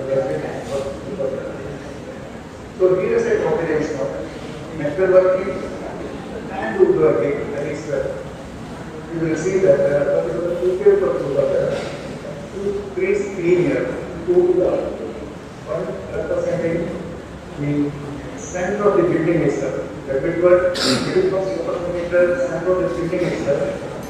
The one on the eastern side representing the center of the stage.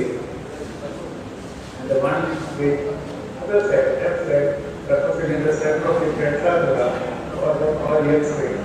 So you will find that the 𝐕ā𝐬𝐭𝐫𝐚 has two areas, one is gate structure and one face of the audience. And separating the two is a symbolic mark of the center of the 𝐕ā𝐬𝐭𝐫𝐚, which is called the Navi of the 𝐕ā𝐬𝐭𝐫𝐚. In here we are coming to some grading also. You find that grading also, the 𝐸𝐴𝐴𝐴𝐴s are nothing other than a core house with one of 1, 2, and 3. Then they will be extended on either side, and in this case, the core will be raised. You can see the elevation. That on the ground floor, there is a core house with extension on either side. But on the first floor, only the core is extended above, so that this appears like a two-story building. In fact, it's only a single-story building with an extended attic. You can accept attic. So, just like a building would have attic, it could also have a cellar. And there are some old buildings with cellar below the ground. So, basically, the cellar will consist of a basic base for a cellar. Then, the core area will be and an attic in the top. And there will be extensions, as they are called, on side, two side, three side or four side. And this particular sample there is an extension on one side, so that a particular use can be adopted for that in the plan. You will find that the first floor, the core area is identified, and the developed plan, you will find the total plan together with all the rules shown in this plan. This only one upper floor to take a step. There will be Uttara, Visara, Radhusara. But even in different parts of the have got different values. So in the next slide, please, after the next slide, you will find the whole picture. There are different types of room, different types of arrangement and things like that. And this is a material selected by the plaza for the PhD work. And this is a very stimulating picture regarding the video that will be done details of care. Next one, please. The same scheme which a roof was considered was used for making boards of a board. The heart of a board is nothing other than inverted. You have got a roof. You just make it inverted and you can a board. And this particular structure of the board is taken from bare wood, where they make glue, large glue, as long as 40 feet or 60 feet, and which can become better with the idea of for sensitivity. And it's a great wonder the Indian gurus what is the whole of India.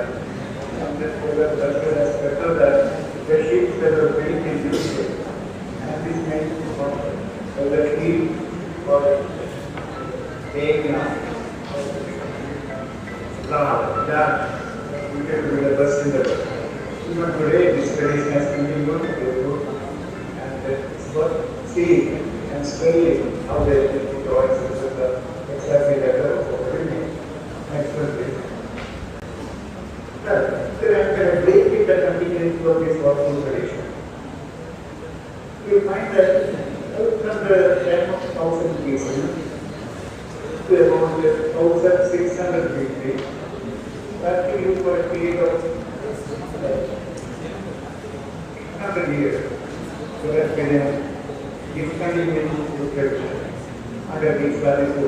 Because discontinuity from the time when the students of the day and chapter thrown out, and then it continued till the poor and national work.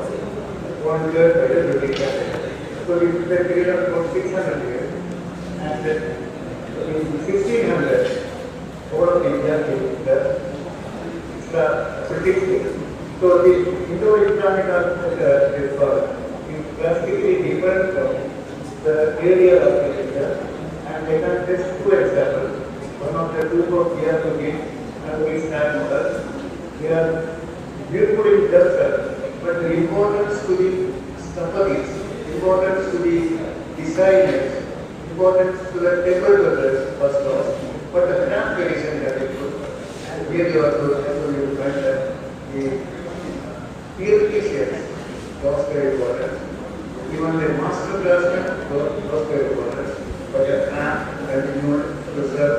So India carried the rich tradition or heritage of craft even during the Indo-Islamic period when we was doing. Next one shows, the breaking continuity took place under European architecture. When Christian architecture came, that also has, and they can just 2 examples. One is the example from Kochi, the Church of St. Francis Xavier, and second is the Church of St. Thomas Church. And the second one is a Gothic example. And this Gothic example shows that the early form of this Church of Kochi and the later form of the Church of Madras and other places, they were drastically different. One was a very clearly Portuguese style. That one was a Gothic style. And then this Gothic style also developed into a nicer style and other style. There were excellent examples of such architecture in Tichu and even in Kerala. And even in places like Calcutta, there were excellent examples. But they are only days in the continuity of the next one, please.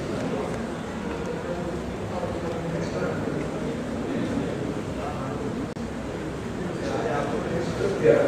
Now there's a daily tradition of food tradition, even more like modern architecture. Then we introduced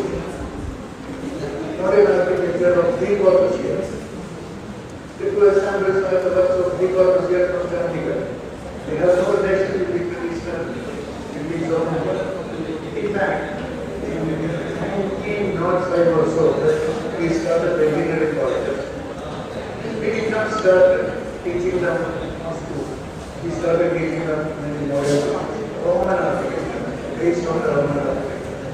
In fact, we learned the principles of construction of buildings, principles of architecture as enunciated every 2 years in the Roman architecture, rather than the 88 architects, great grandmasters of Indian architecture who were mentioned before. That means even some good education for architecture. There was no tax modern architecture. They don't teach hospital, they don't teach architecture, they don't even mention these because of the craftsmen and the education. Practically, sometimes for about 75% of the total craftsmen in building the world. Next one, please. Already, Dr. Sala has explained you the concept of the dimension. What I am interested in the next slide, please. Next one, where you will find that the scale, human scale of the Asta is not on the temple plane. This particular photograph is the marking of the Asta on the Forenoon temple near Kuttikod. It is significant because of two things. Forenoon temple is in a distress. Actually, it is completely destroyed. But on the under of the temple, the custom is graduated on the plinth of the mandala. And this photograph was taken in a project work done by NIT director, policy director at that time. I think 1984-85 batch of civil engineering, who did a project on a discovery of the scale of building construction. And the photograph shows James, who later became the chief doctor of God. He is measuring the scale using his hand. Interestingly, in Malabar, it was a custom to go and calibrate the scale of the carpenters from Forenoon graduation, from the temple of the graduation of the mandala of the carpenter. So it also has got a historic importance. Next one, please. Basically, I think some distortion has taken place. Anyway, you say what is happening.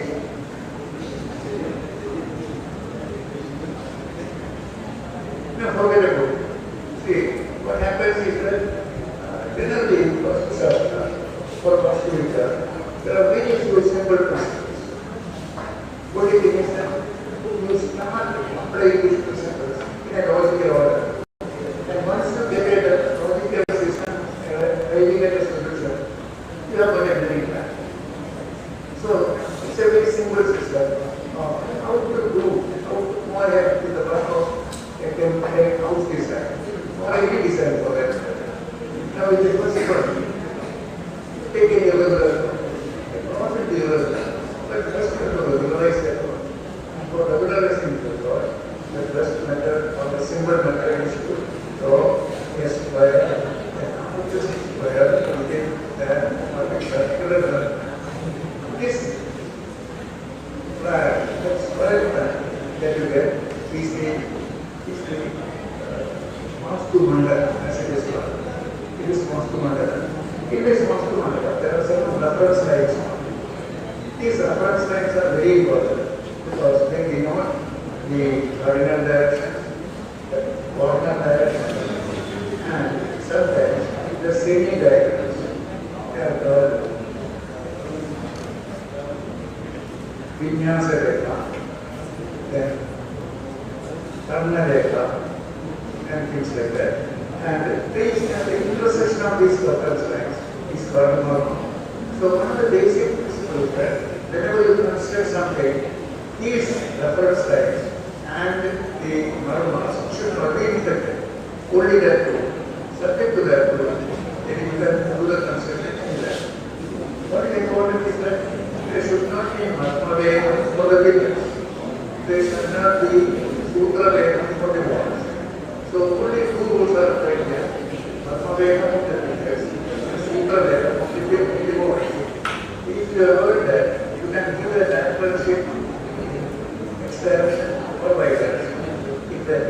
direction or the northward direction, or southward direction or westward direction, and locate the center of the building and the corners of the building to suit that work.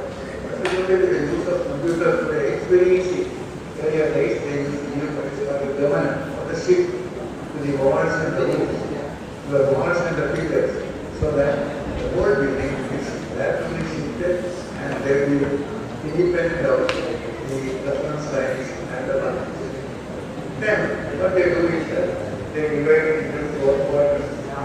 If the block is very small, you can construct the building in the whole block. But if the block is very big, you can put your building in 1 block. Generally, the corner is the legal gate, or the corner in the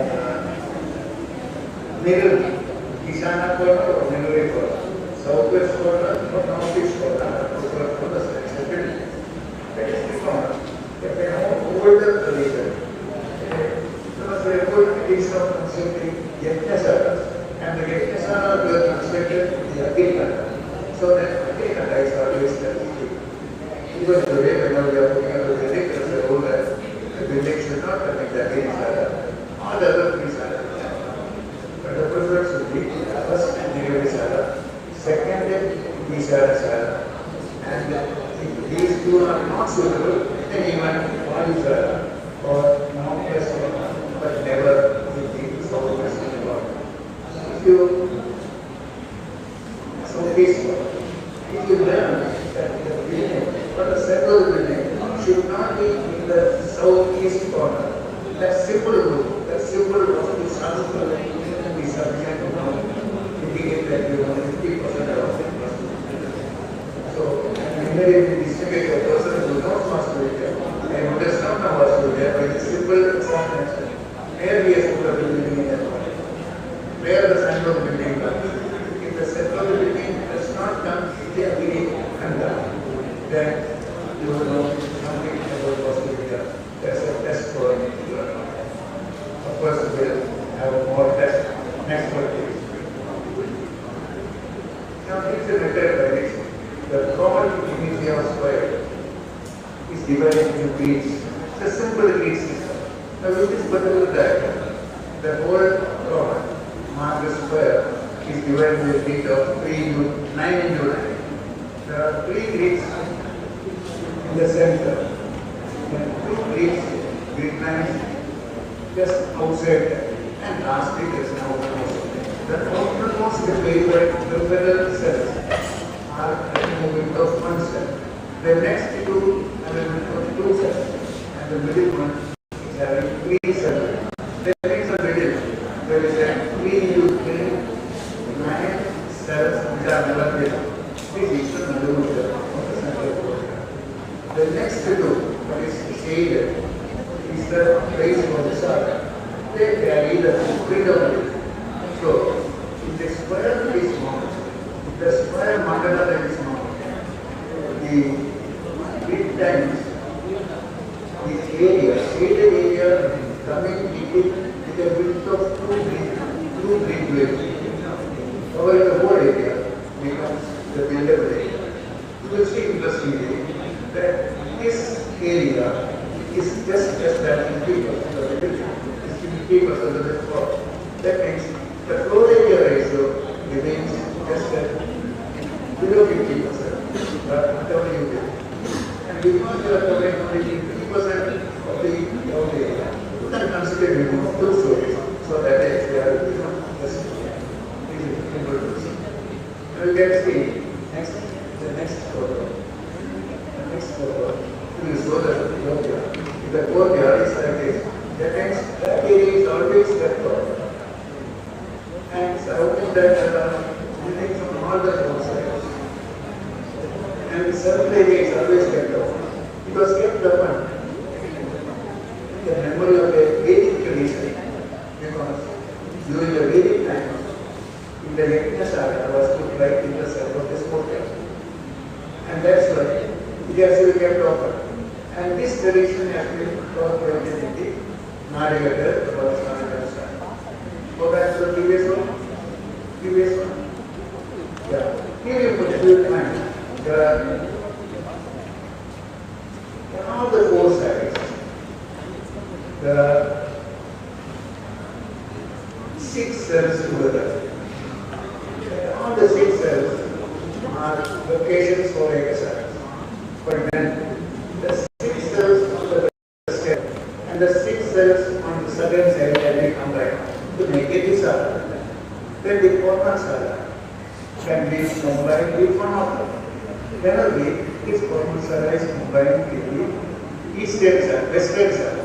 So the western Sala will have the 6 cells coming on the western side and 4 cells coming on the bottom, and the 6 cells coming on the southern side will form the Dakshina Sala. This is one of these salas.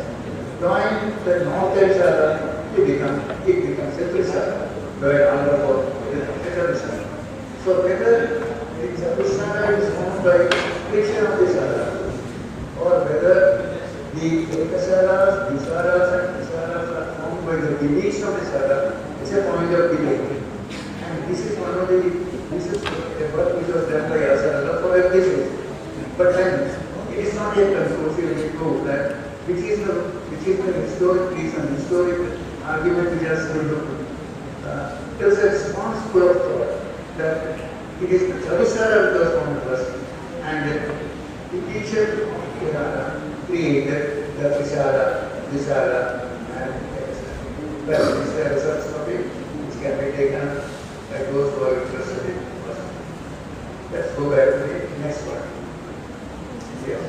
Now we will find that the photograph is there, and this photograph building is a very interesting building, and it can be used, or this photograph is used for getting any plan or any building whatsoever. Next one, please. One interesting aspect is where to provide the gateways. Vastu Purusha. Now, a graphic figure of the Vastu Purusha has been implanted there just to show the relative positions of the gates. You will find that because the head is positioned from the northeast, northeast becomes the most important point in the Vastu Purusha. That's all. And the least important point will be where the deaths are. Not that deaths are important, but a human figure, of a Purusha figure. So it's only a graphic symbol, it's only symbolic diagram. It's a symbolic diagram which shows that where the head is coming, that portion is more important. Where the leg is coming, it is comparatively less important. And where the knees and the elbows are coming, they are indifferent. So you will find that the spine of the Vastu Purusha is the essence of the building. And you will find that in this spine, there is a lower part and there is an upper part.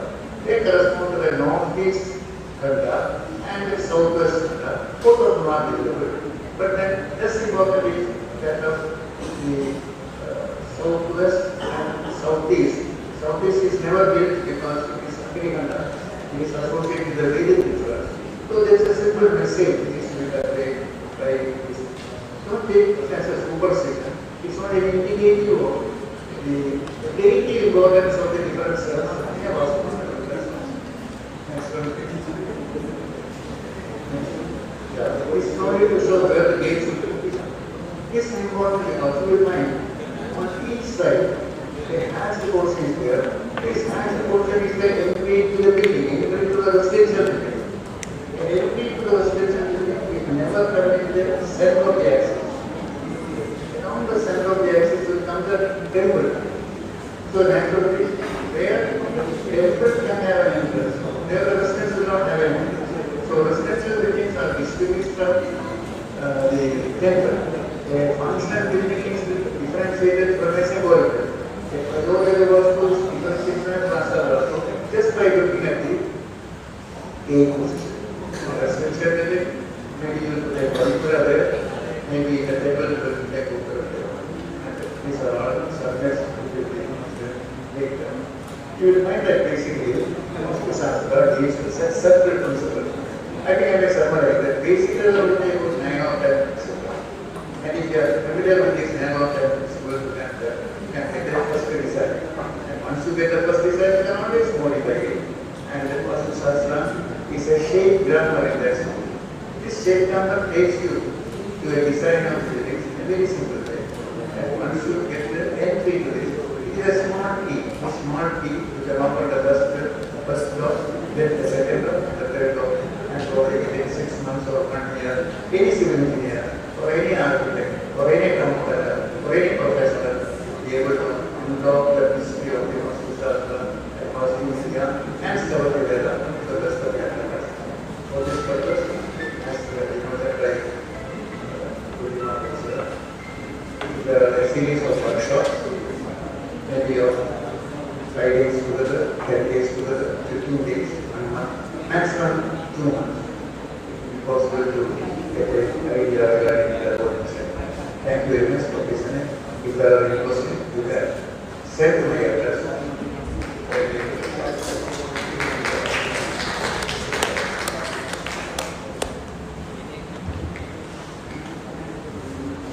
Thank you, sir, for your insight and scholarly presentation. And now we invite Dr. Priya Engineer, Head of the Department, Civil Engineering, STIC, to deliver the presentation address.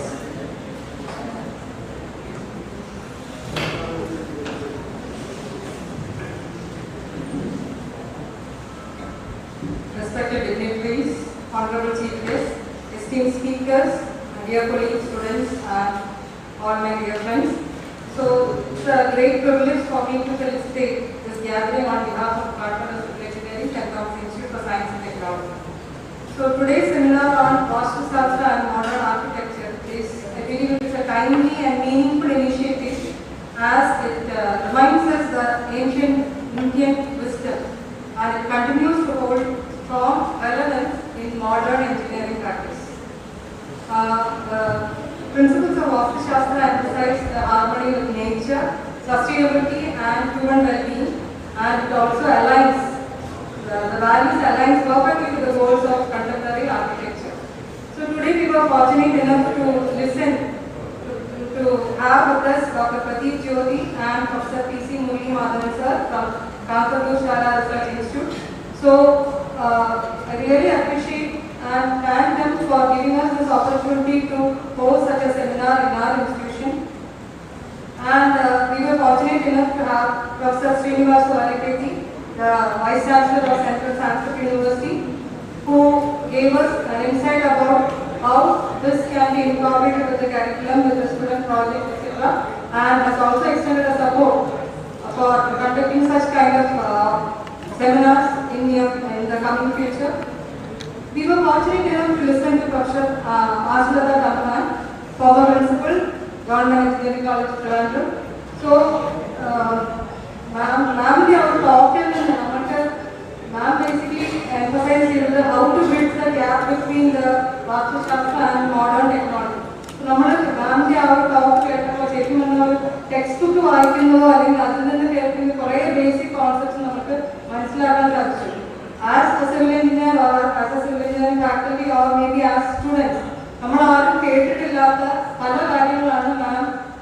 explained in a very simple words, and we are really fortunate enough to have ma'am to deliver us with such insightful thoughts about Vastu Shastra and how that is related with the construction techniques.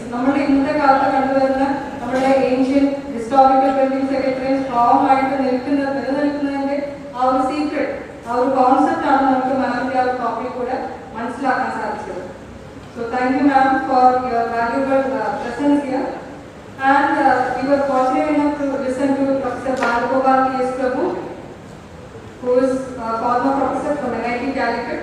So sir was emphasizing on the need for Vastu knowledge for the engineers and architects.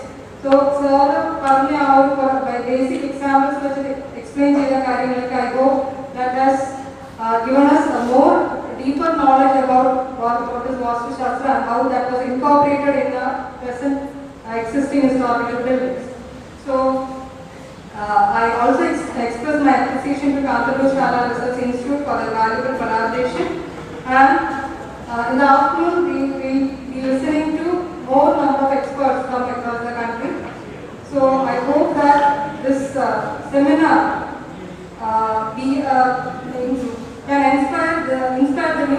of Civil Engineers and Architects to innovate upon our heritage. So thank you all for your patient listening. So I hope we will be breaking for the lunch now, and after the lunch we will be joining back to listen to further expert talks. Thank you.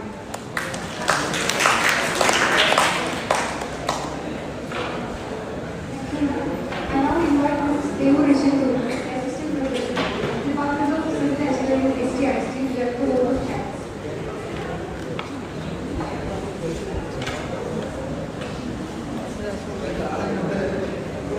Honorable dignitaries, respected speakers, distinguished guests, dear faculty members and dear students, it's my privilege to deliver the vote of thanks at the end of the Forenoon session of this National Seminar on Vastu Shastra and Modern Architecture. First and foremost, we express our heartfelt gratitude to Dr. Pradeep Jyoti, Founder Trustee, Kantaloor Sala, for gracing the occasion with his warm words and welcome and setting the tone for today's deliberations.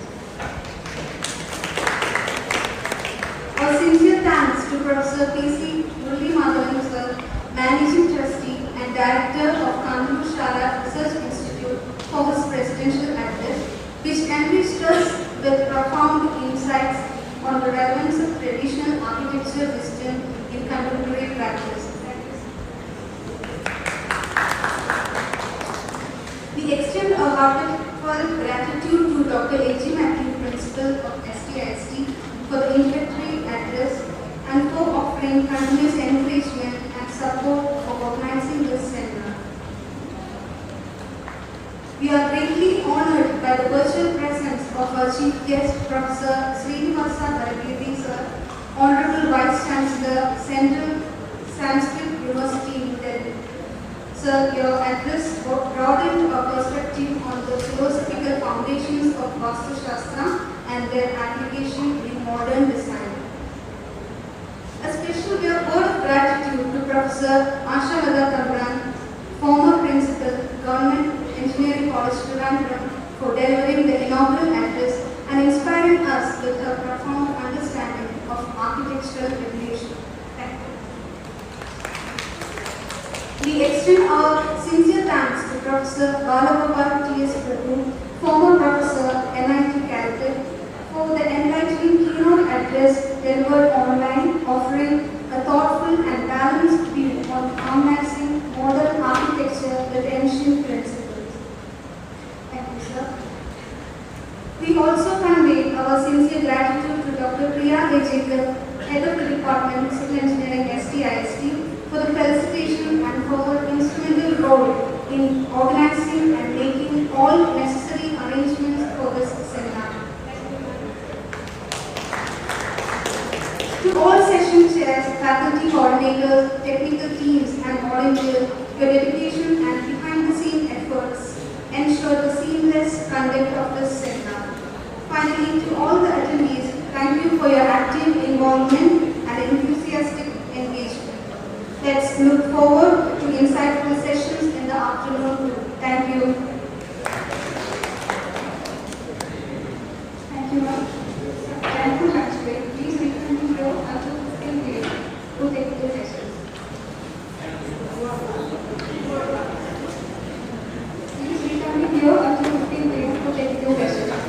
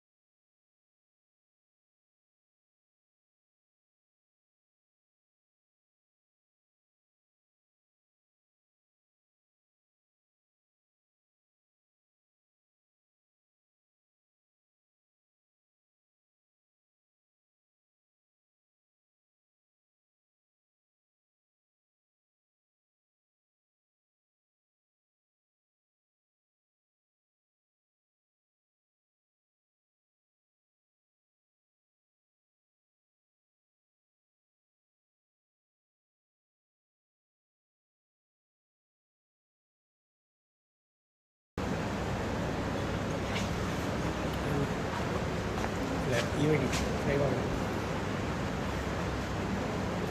മുഖ്യ പ്രേമികൾ നടന്നു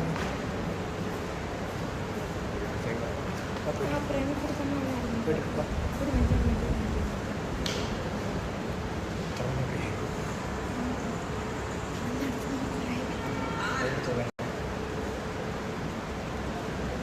എന്തുണ്ടായിരുന്നു